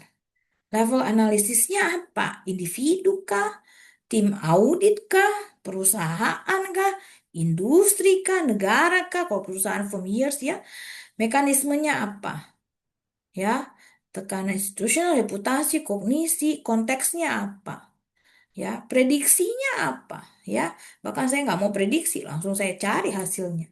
Keputusan teori yang tepat biasanya memperjelas variabel, sampel, model, dan cara membahas analisis. Makanya itu, saya cari ini dulu. Ya, baru saya bisa memutuskan teori yang tepat. Nah, ketika saya memutuskan satu teori, bagaimana teori itu dikatakan tepat? Ketika dia bisa menjelaskan apa yang sudah saya temukan ini, variabel, sampel, model, dan cara saya membahas analisis. Ya, ini contoh teori yang sering digunakan dalam desain akuntansi. Kalau Anda sering membahas tentang financial reporting, maka Anda akan sering menggunakan teori agency, signaling, positive accounting theory, proprietary cost ya. Ketika Anda masuk di auditing, topik auditing, mungkin Anda akan menggunakan teori agency, institutional theory, plant behavior, fraud triangle ya, diamondnya ya, apalagi heksagonal lah ya. Manajemen accounting mungkin Anda akan sering menggunakan contingency, resource based view, institutional theory, upper echelon masuk di situ ya. Taxation, Anda akan menggunakan deterrence theory, agency theory, legitimasi, institusional ya. Kalau kita lihat ini ya, apa teori yang paling sering digunakan? Adalah agency ya. Lihat, ada di sini, ada di sini, ada di sini. Sini juga seharusnya bisa masuk. Ada di sini pastinya ya. Sini juga bisa masuk ya. No, kayaknya kalau kita membahas ESG itu lebih tepat ke stakeholder, legitimasi, resource based view ya, inflation management ya. Nah, research gap yang kuat itu bukan dengan kata-kata belum banyak diteliti ya. Gap yang kuat muncul dari tension, inconsistency atau missing explanation. Ini yang paling sering kita katakan ya. Inkonsistensi. Kenapa? Karena ada yang signifikan, ada yang tidak signifikan, ada yang positif, ada yang negatif. Nah, ini kadang-kadang yang Bapak Ibu sering ya, bahkan teman-teman S3 pun kemarin saya masih sering lihat mereka mengatakan insignificant. Tapi negatif pun disebutnya insignifikan. Mau different ya Bapak Ibu ya. Insignifikan ya insignifikan. Negatif ya negatif ya. Sampai saya katakan, ayo kembali lagi ke teori apa namanya pengetahuan Mappen sederhana. Kapan disebut signifikan? Kapan dia disebut negatif? Negatif kalau dia signifikan dulu kan. Nah, kalau dia negatif signifikan ya dia negatif. Kalau dia tidak signifikan mau dia positif dia negatif kita tidak terlalu melihat arah itu. Ya, oke. Gap yang lemah. Kalau sampai Anda menuliskan, belum pernah diteliti di Indonesia. Variabel X masih jarang. Hasil penelitian sebelumnya mix. Itu terlalu lemah ya untuk kita gunakan sebagai alasan dalam research gap. Nah, gap yang kuat bahwa teori A memprediksi positif tapi konteks B dapat melemahkan mekanisme itu. Sebenarnya sama loh Bapak Ibu. Ya, sama-sama kita mencari ini sama-sama dalam proses yang sama, tapi cara kita membahasakannya ya. Jadi ketika Anda membahasakannya, jangan pakai bahasa belum pernah diteliti di Indonesia atau variabel S maksudnya. Jangan menggunakan bahasa ini, tapi gunakan bahasa ini. Kalimatnya ganti seperti ini. Bahwa teori, agensi teori memprediksi positif. Tetapi hasil penelitian si X dengan konteks ini menunjukkan bahwa teori tersebut lemah. Melemahkan konteks B ini dapat melemahkan mekanisme tersebut. Oleh karena itu muncullah research gap. Ya, apalagi kalau Anda bisa memetakan, makanya pentingnya mapping ya.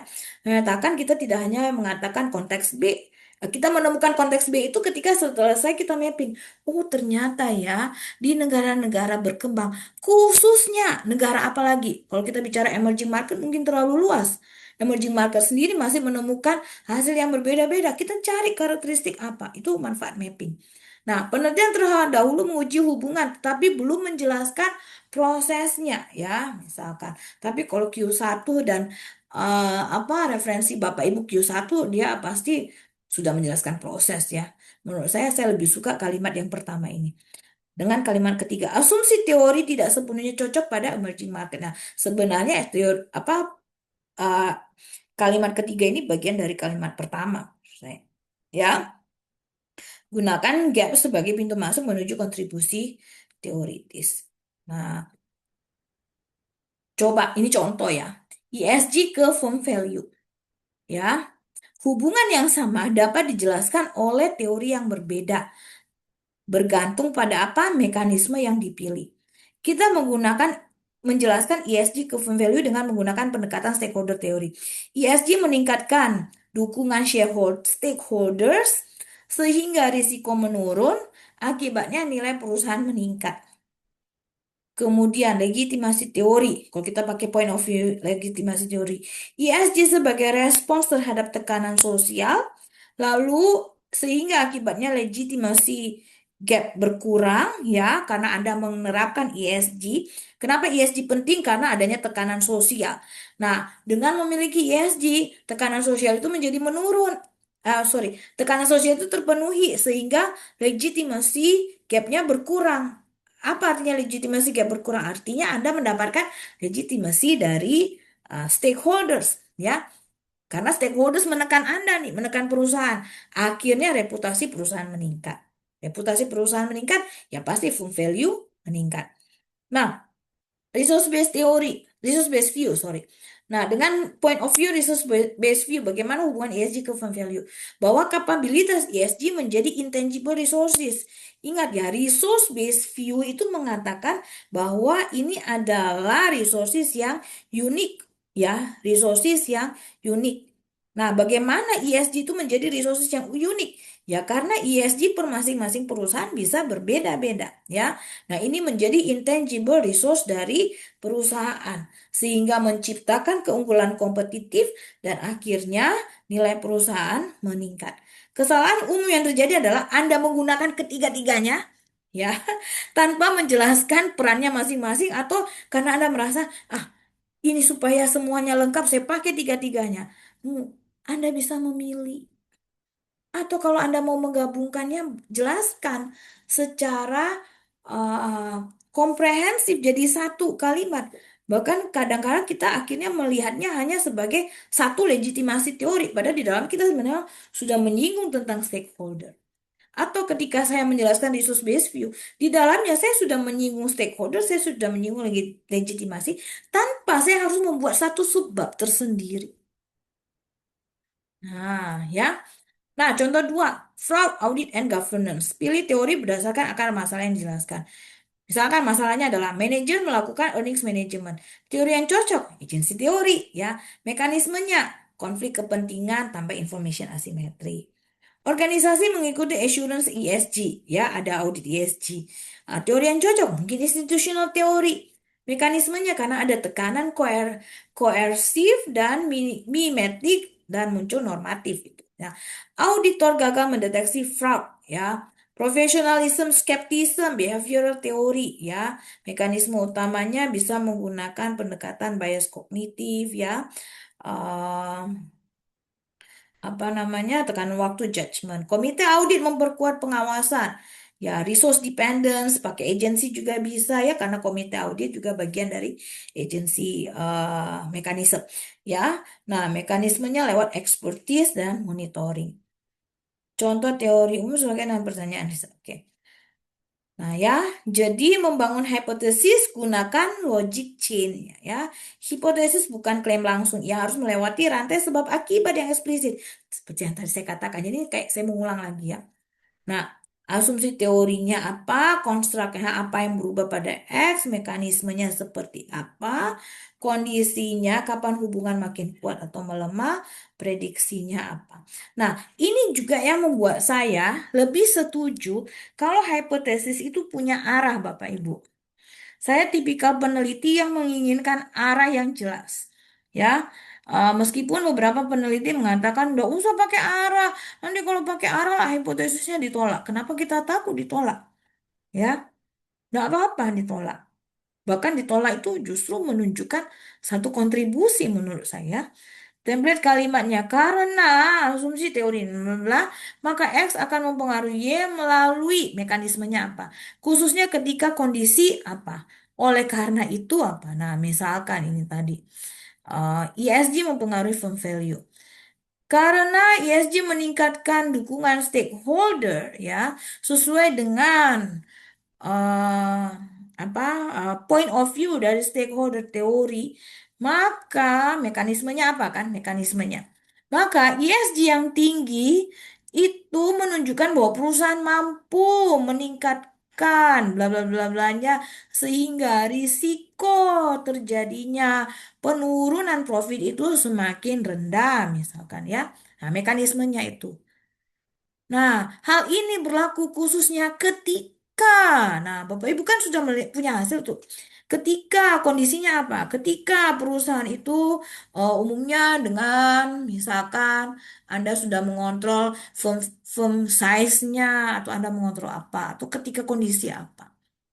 Ya, makanya di Q1 itu kan Bapak Ibu sering melihat banyak additional analysisnya ya.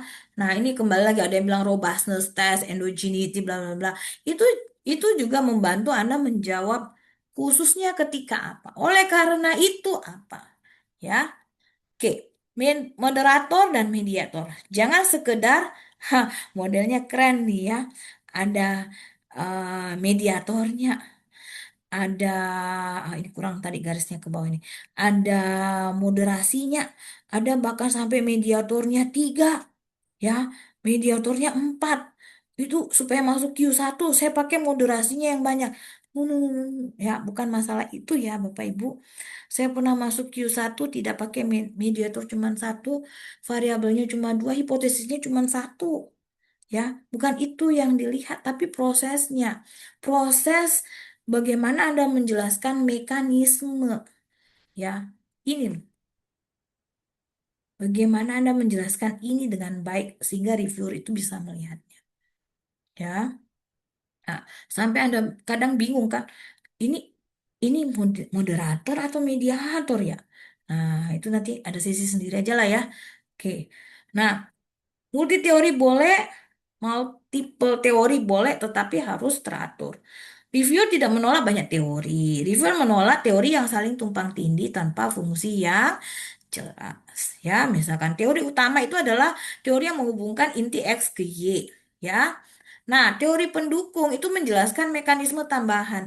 Jadi, misalkan tadi ini teori ini ada dalam satu penulisan bisa terjadi, Bapak Ibu. Ya, teori dasarnya X ke Y, misalkan saya menentukan dengan menggunakan resource based teori. Lalu teori pendukung saya adalah stakeholder dan legitimasi tadi, ya. Boundary teori saya bisa jadi tadi legitimasi menjadi boundary teori saya, bisa jadi, ya. Aturan praktisnya bahwa satu teori itu adalah satu pekerjaan yang jelas. Maksudnya daripada Anda susah ya pakai saja satu teori yang kemudian nanti pastilah ketika Anda menjelaskannya dalam proses ya. Yang penting Anda mendalami betul proses penelitian Anda itu ya. Maka Anda bisa melihat oh ternyata ada teori ini yang bisa membangunnya. Dan sekarang ada AI ya Bapak Ibu ya. Zaman kita S1 kan nggak ada AI ya. Zaman sekarang itu kan ada AI, begitu banyak AI ini apa bisa membantu Anda, bahkan saya nggak tahu teori apa yang bisa saya pakai ya, tulisannya promptnya apa di situ ya. Nah, harusnya yang perlu dibangun apa yang sudah mapan, apa yang belum dijelaskan. Nah, ini ya bukti dari relative tension atau limitation implikasi untuk hipotesis. Nah, dari teori ke variabel. Nah, ini ya operationalization itu menjadi hal yang sangat penting ya. Konstruk teoritis, monitoring quality. Ya, iya intinya ini eh konstruk itu kan apa sih konstruk itu? Bagaimana variabel Anda diukur? Itu konstruknya. Apa yang membangun variabel tersebut? Sampai kemudian Anda membuat kerangka pemikirannya, konstruk ya theoretical frameworknya ya.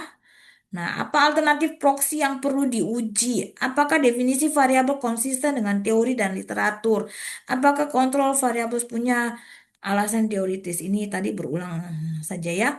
Nah, kemudian konteks metode emerging market bukan sekedar lokasi ya. Konteks ini menjadi hal penting ya. Misalkan Anda memilih emerging market, itu bukan karena sekedar lokasi ya. Harus punya institutional settingnya ya.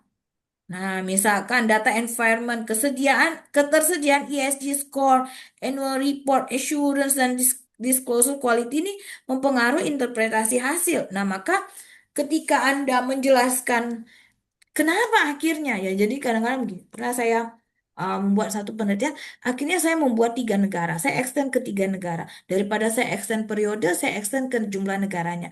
Supaya apa? Supaya jumlah N saya menjadi banyak. Nah, ini memang kelemahan kalau kita menggunakan data sekunder.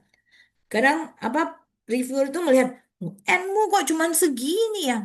Ya. N-nya misalnya kan cuman 100. Kenapa N-nya cuman 100? Oh, karena dia hanya menggunakan event study tadi yang saya katakan. Dia hanya batasi 4 tahun pertama. Dan ternyata jumlah perusahaan yang 4 tahun pertama rata-rata itu hanya berapa perusahaan. Nah, akhirnya saya kan juga harus menjelaskan, loh ini dengan data yang sekecil ini apakah metode statistik saya tepat ya. Dan kemudian saya mencoba mengekstend ya. Nah, justru yang kecilnya tadi itu menjadi pembahasan tambahan atau bisa saya balik, yang kecil ini menjadi pembahasan utama tapi saya tetap menjelaskan yang agak besarnya, bisa jadi begitu ya. Atau bisa jadi saya pakai aja yang besar. Nah, tinggal Bapak Ibu melihat ya sense-nya Bapak Ibu di situ terbangun sebenarnya ketika menuliskannya. Nah, yang penting di sini adalah kembali institusional settingnya ya. Jadi setelah Bapak Ibu mendapatkan datanya, mengumpulkan datanya dan kemudian Anda membangun institutional settingnya. Ya, kemudian kadang-kala emerging market, Anda bisa bicara dari sisi cultural dan ownership konteks, itu bisa Anda gunakan. Oh, bahwa saya menggunakan emerging market dalam hal ini karena konteks saya adalah tentang ini, bahwa ternyata family, sebagian besar itu family ownership. Dan memang saya sedang melakukan penelitian untuk melihat tentang peranan family ownership, state ownership, religious values, ya banyak hal tentang emerging market ini yang Anda bisa explore ya. Dari sisi institusional, dari sisi cultural, misalkan dari sisi data juga bisa. Bu Sarjo mohon Ya, izin sudah habis ya? mengingatkan, iya, Ya, oke. Ya, jadi eh, mungkin saya masuk ke sini. Ya, audit naskah Anda dalam 15 menit. Anda sendiri mengaudit naskah Anda dalam 15 menit. Ya, 5 menit pertama, tulis kalimat pasal teoritis tentang penelitian Anda. Kemudian 5 menit berikutnya, tulis satu mekanisme utama yang menjelaskan X ke Y. 3 menit berikutnya, tentukan boundary conditionnya. 2 menit kemudian, tulis kontribusi teoritis dalam satu kalimat. Baru Anda kemudian membangun beberapa paragrafnya untuk menjadi draftnya. Nah, ini action plan-nya ya. Saya selalu minta AI ketika membuatkan PPT saya sampai dengan action plan supaya Bapak Ibu tidak hanya sekedar mengikuti seminar tapi langsung berpraktek ya. Ada komitmen berpraktek ya. Oke, saya rasa sudah. Terima kasih. Ya, semoga setiap paper memiliki fondasi teori yang kuat, jelas, dan layak dikontribusikan. Ya, baik. Silakan. oke baik. Terima kasih banyak atas pemaparan yang sangat informatif dan sekarang kita masuk pada sesi selanjutnya yaitu sesi diskusi dan tanya jawab. Nah, untuk di chat room ada pertanyaan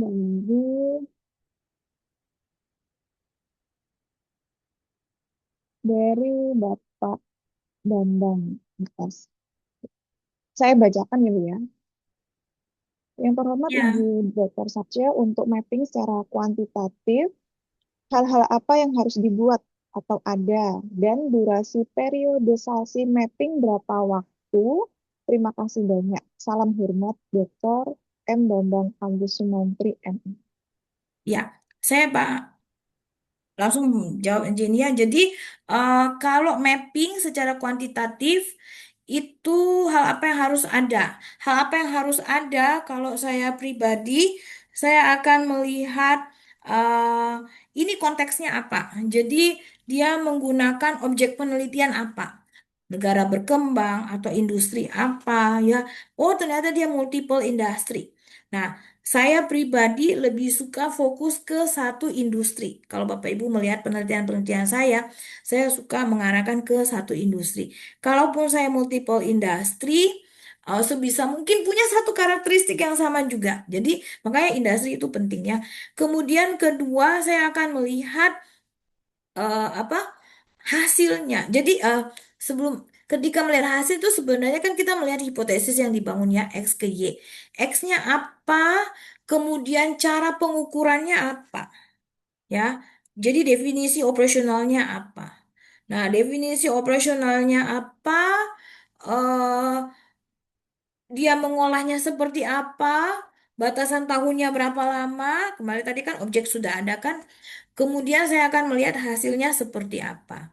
hasilnya seperti apa, lalu kemudian saya akan buat satu tabel lagi tentang teori yang digunakan. Kadang-kala teori yang digunakan itu tidak secara eksplisit ya dia menuliskannya. Anda harus benar-benar membaca sampai mencari teori apa yang digunakan. Nah, kalau saya hopeless, tidak terlalu membaca itu, ya biasa saya kosongkan saja, karena toh nantinya ketika saya sudah menyelesaikan punya saya akan mencari teori apa yang didukung dan teori apa yang tidak didukung. Ya, nah, periodisasi mappingnya saya akan membatasi 5 sampai 10 tahun terakhir. Maksimal 10 tahun terakhir, paling tidak 5 tahun terakhir. Kenapa? Karena tadi yang saya katakan bahwa lingkungan bisnis itu sangat dinamis ya. Jadi jangan sampai apa yang kita bahas itu sudah sekian puluh tahun yang lalu terbahas. Meskipun itu misalkan Anda menemukan satu jurnal lama dan kemudian Anda terpikir, gimana ya kalau yang kondisi sekarang ya seperti apa ya? Nah, Anda bisa menggelitik tuh kepala Anda ya, ide-ide muncul apa, kemudian Anda mencari 5 tahun terakhir ini ada nggak ya meneliti ini ya. Nah, kayak gitu. Baik, pertanyaan selanjutnya dari Wahyu Mawardiningtyas. Mohon izin bertanya Ibu Dokter saja, mohon diperjelas yang dimaksud dengan teori, konstruk, dan konsep. Ya, teori itu kan teori pendukungnya ya. Jadi tadi yang saya katakan ada contoh-contoh teori tadi kan saya sudah munculkan itu ya. Jadi misalkan ketika Anda eh, membahas tentang ini ya, ini layar saya terlihat ya. Terlihat Ibu. Nah, ini nih teori itu ini nih. Nah, teori yang sering digunakan ya. Lalu konstruknya apa? Ketika Anda membuat teori itu, konstruknya itu pertama, konstruk yang dimaksud adalah kerangka pemikirannya, kerangka teori, kerangka apa kan Anda membuat tuh panah-panah tuh ya, apa mempengaruhi apa ya, ya, apa yang berubah pada X ini kan ya. Ya, apakah X dipengaruhi oleh Y, X mempengaruhi Y, maksudnya Anda membangun hipotesisnya. Nah, ya. Kemudian ketika Anda membangun hipotesis kan akhirnya punya variabel kan. Nah, variabel itu dibangun oleh apa? Jadi contoh kalau kita bicara itu seperti cost drivernya apa? Jadi variabel X, misalkan variabel X ini adalah firm performance. Nah, firm performance yang ada maksud ini apa? Oh, yang saya maksud itu adalah profitabilitas. Nah, profitabilitas itu diukur dengan apa? Ya, tadi ESG mempengaruhi, contoh ini tadi ya, mana coba? ESG mempengaruhi firm value. Nah, teorinya apa? Bisa salah satu dari ini atau tiga dari ini. Tiga-tiganya bisa, silakan. Nah, kemudian konstruknya apa? Oh, konstruknya jelas kan ESG ke firm value. Nah, ESG itu diukur dengan apa? ESG ini dipeng, ah, dibentuk oleh apa? Konstruk itu dibentuk oleh apa? Nah, konsepnya bagaimana? Konsepnya itu bagaimana adalah bagaimana sih ceritanya ESG bisa mempengaruhi firm value? Logika sederhananya gimana sih? Tanpa saya tahu ini teorinya apa misalkan. Logika sederhananya apa? Itu konsepnya. Nah, akan menjadi lebih bagus ketika konsep itu adalah si teori itu kan. Ya, begitu ya kira-kira.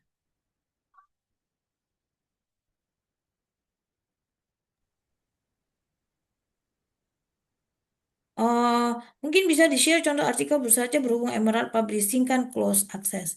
Oke, oke, oke. Saya kasih semua artikel saya. Sebentar saya carikan ininya, linknya. Ibu bisa akses. Sebentar ya. Sebentar. Sambil saya mencari, sambil mungkin ada pertanyaan atau apa. Baik, silahkan Bapak Ibu mungkin sambil didiskusikan.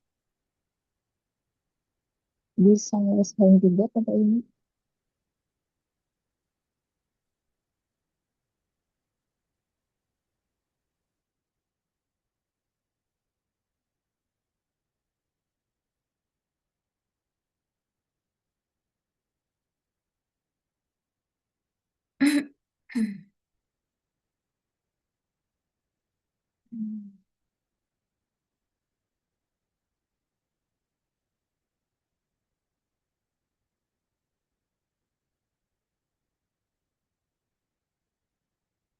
Hmm, contoh ya, sebentar ya.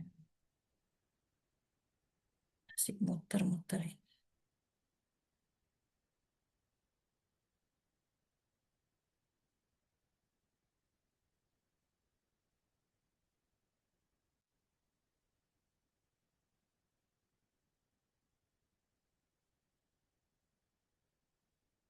Coba ya, contoh satu.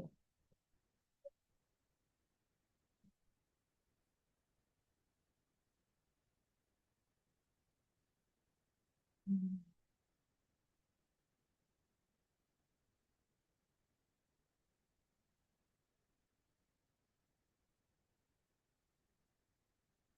Itu linknya tadi saya sudah bagikan.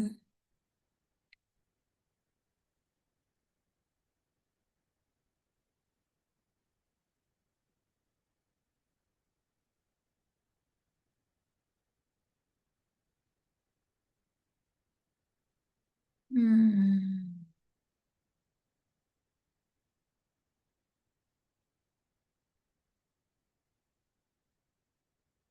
Oh, sorry. Hmm.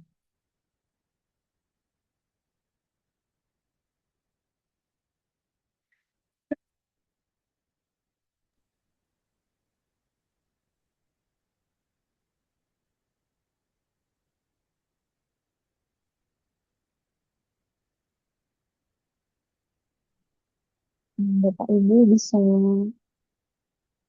mengecek ya untuk Google link Google Drive yang sudah di-share oleh Bu Satya. Di Ya, situ ya, banyak saya. sekali artikel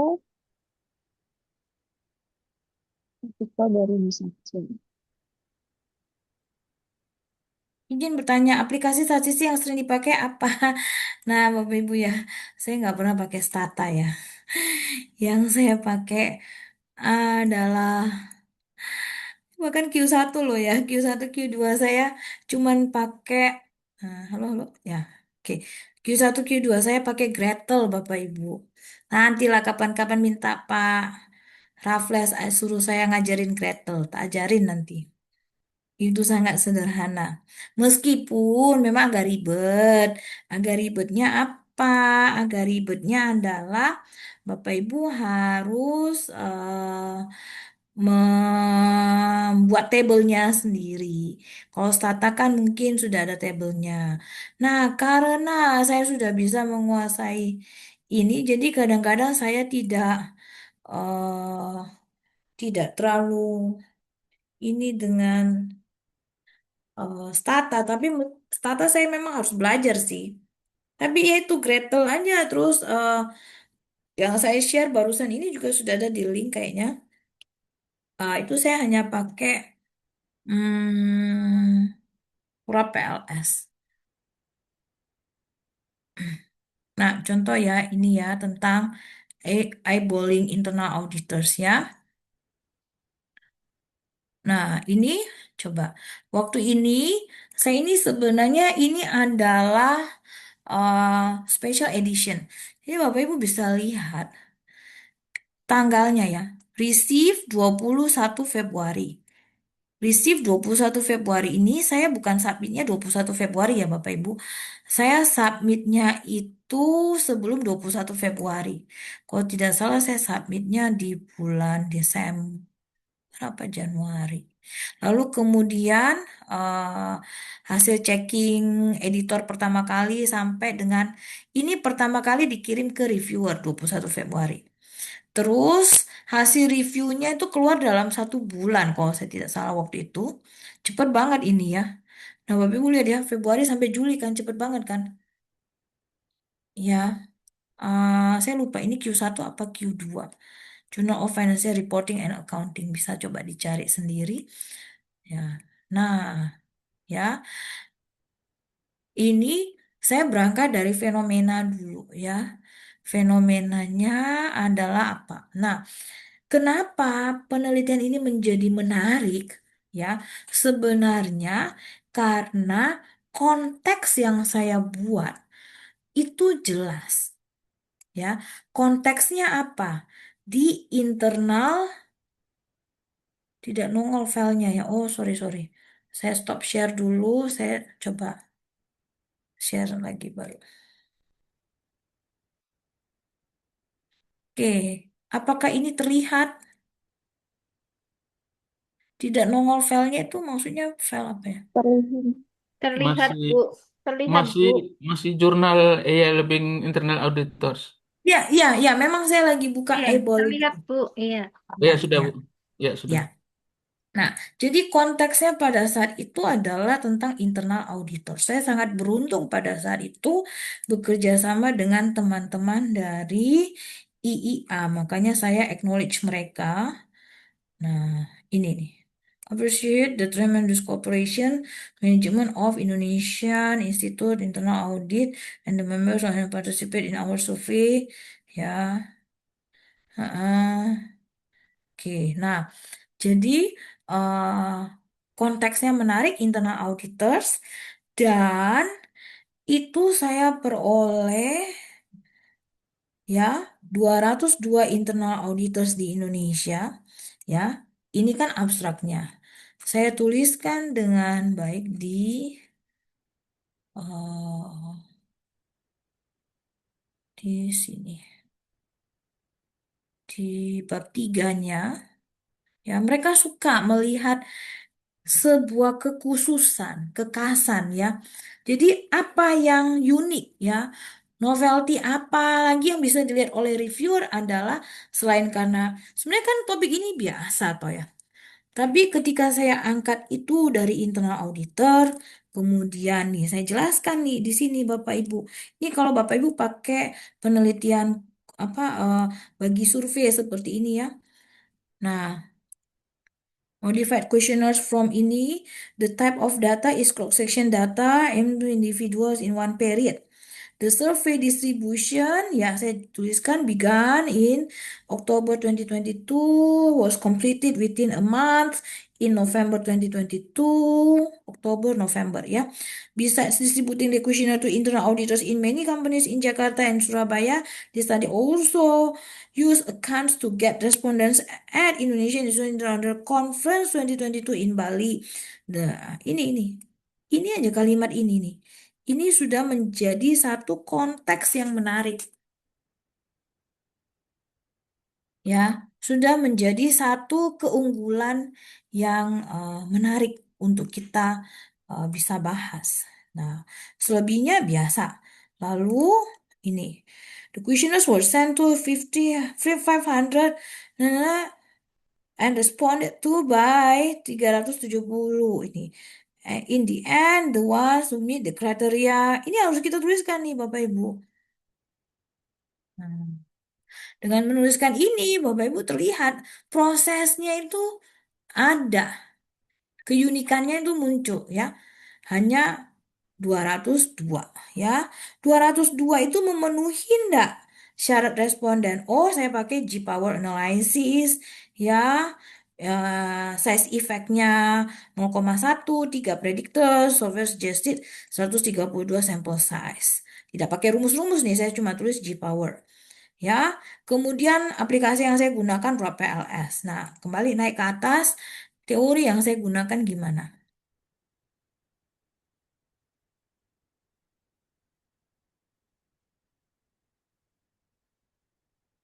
Ya, ini backgroundnya. Backgroundnya waktu itu diharapkan saya langsung membuat research question di sini, di background, diminta ya. Nah, cuman satu kan research questionnya. Do internal auditors and their firms in Indonesia have intention to adopt metaverse technology at their workplace? Ini research question saya. Nah, research question saya ini akan terjawab dengan berapa hipotesis ada di bawahnya. Nah, literatur review. Di sini saya diminta untuk menjelaskan secara terpisah sendiri. Pada waktu saya submit sebenarnya saya tidak membuatnya terpisah sendiri, tapi langsung di dalam hipotesisnya. Nah, tapi karena diminta, jadi saya pisahkan sendiri. Biasa aja ini saya tuliskan, was created. Tapi sebenarnya ketika membangun ini, menemukan ini pertama kali adalah ketika saya membangun hipotesanya. Ya. Nah, ini ada hypothesis development. Ini apakah semua variabel perlu dijelaskan di dalam subbab ini? Tidak perlu juga, hanya yang utama saja. Ya, jadi saya punya 3 yang utama saja. Berapa variabel sih yang saya pakai? Coba kita lihat berapa variabel yang saya pakai. Ini. 1, 2, 3, 4. 4 variabel ini. Berapa penjelasan saya di sini?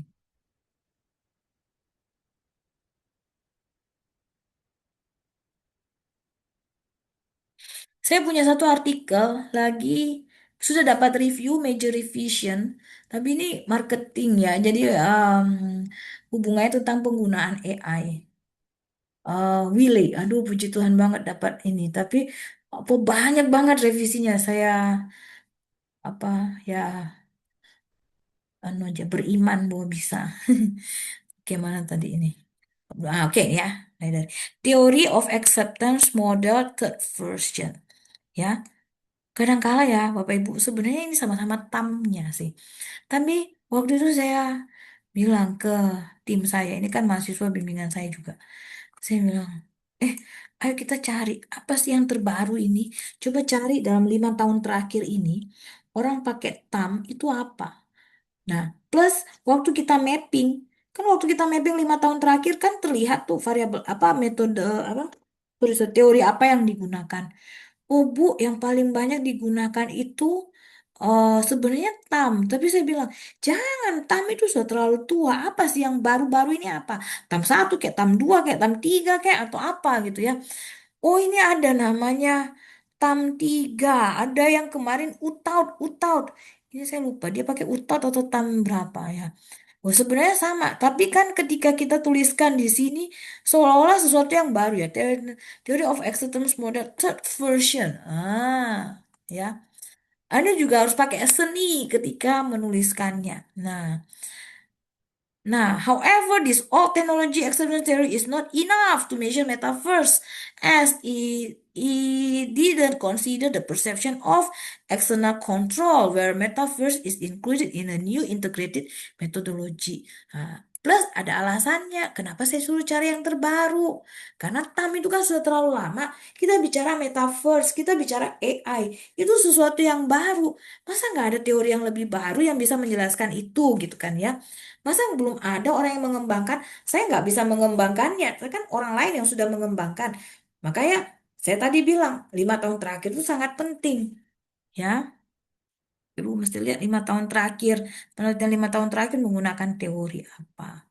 Ya, this theory considers nomological networks of individuals IT adoption. In this case, this research aims to use the new theory to observe and study the metaverse adoption intention by internal auditors and their companies in Indonesia in a more integrated way. Jadi jelas teori saya tidak sekedar saya pasang-pasang, ya. Ada alasannya kenapa saya memilih itu. Oh, karena saya menggunakan teknologi terbaru yaitu metaverse. Selain itu, teori ini membantu saya menjelaskan tentang behavioral. This theory consider nomological networks of individuals IT adoption. Nah, ini kan cari literatur-literatur terbarunya yang mendukung penggunaan teori ini, Pak Ibu. Ya, nah lalu saya jelaskan pertama kali tentang keunggulan teori ini kan bahwa ini as it didn't consider the perception of external control. Maka yang berikutnya saya masukkan adalah perception of external control. Keunggulan dari teori itu apa? Ya, yang berhubungan dengan variabel saya dong ya, pastinya. Kalau tidak berhubungan dengan variabel saya, ngapain saya tulis ya? Dan lihat cara saya membahasnya Bapak Ibu, cuma 2 paragraf. Cukup panjang-panjang Bapak Ibu. Ini mungkin sekitar berapa ratus kata ya. Kayaknya 500 sampai 750 kata. Nggak panjang ya. Nah, langsung straight to the point ya. Itu Q1. Q1 tidak mau Anda bertele-tele, langsung pada poinnya apa. Nah, perception external control dan ini sudah langsung berhubungan dengan langsung berhubungan dengan internal auditors, langsung berhubungan teknologi yang saya gunakan ya. Kemudian kalau bisa ya langsung berhubungan dengan konteks Indonesianya, ya.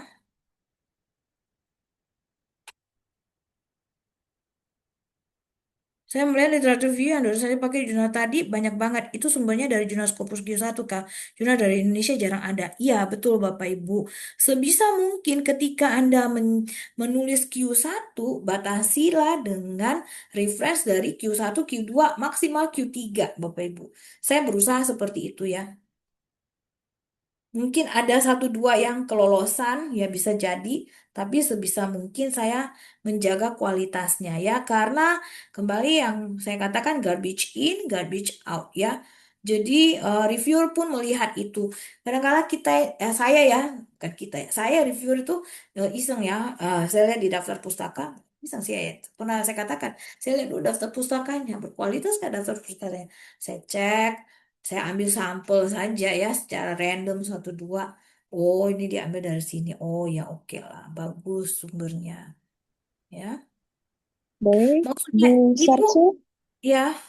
iya, Ibu mohon maaf karena keterbatasan waktu, jadi Oh waktunya ya sudah sudah, terbatas waktunya ya. Iya ya. iya, Baik baik baik. Oke, saya rasa sekian. Kalau mau diskusi lebih banyak, nanti kapan-kapan kita diskusi lagi. betul. Baik, saya ucapkan terima kasih banyak kepada Bu Septi atas materi yang sangat berkualitas. Kemudian saya juga mohon maaf kepada Bapak Ibu.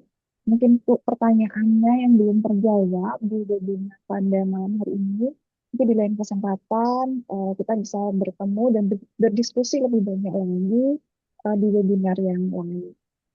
Dan mungkin saya akan mengakhiri untuk webinar pada malam hari ini, karena sebenarnya dalam penelitian berkualitas, landasan teori itu bukan sekedar bagian formal dalam penulisan, tetapi menjadi fondasi penting untuk membangun argumentasi ilmiah yang kuat dan menghasilkan kontribusi penelitian yang bermutu.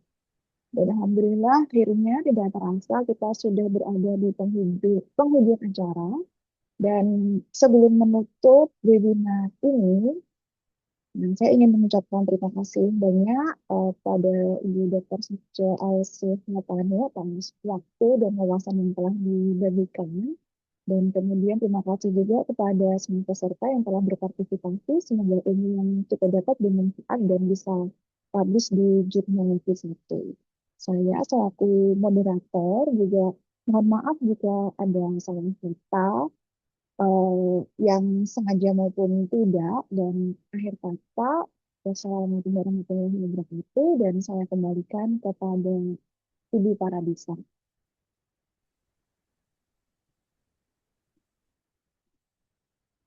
Baik, terima kasih kami sampaikan kepada Ibu Dr. Sarce Elsyahatana, SEAK MBA, CA, CMA, CESA atas pemaparan materi yang sangat menarik, informatif, dan sangat luar biasa. Terima kasih juga kami sampaikan kepada Ibu Dr. Binti Syafiatul Janah, SE, MSA, CSRS, CSRA, CPIA selaku moderator. Hadirin yang kami hormati, tidak terasa kita telah sampai di penghujung acara webinar nasional kita hari ini. Semoga materi dan diskusi yang telah diikuti pada hari ini dapat memberikan manfaat, menambah wawasan, serta dapat diterapkan dalam bidang akademik maupun profesional.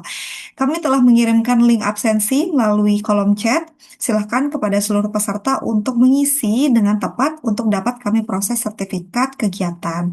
Kami menyampaikan terima kasih yang sebesar-besarnya kepada narasumber, moderator, panitia, dan seluruh peserta yang telah berpartisipasi dan mendukung terselenggaranya kegiatan ini.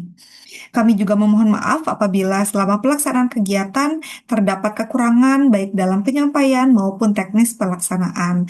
Akhir kata, saya Paradisa Sukma selaku pembawa acara pamit undur diri. Mari kita tutup kegiatan pada hari ini dengan membaca hamdalah. Alhamdulillahirrabbilalamin. Wassalamualaikum warahmatullahi wabarakatuh. Selamat sore dan sampai jumpa pada kegiatan berikutnya. Waalaikumsalam warahmatullahi wabarakatuh. Waalaikumsalam. Terima Terima kasih atas kasih. materinya.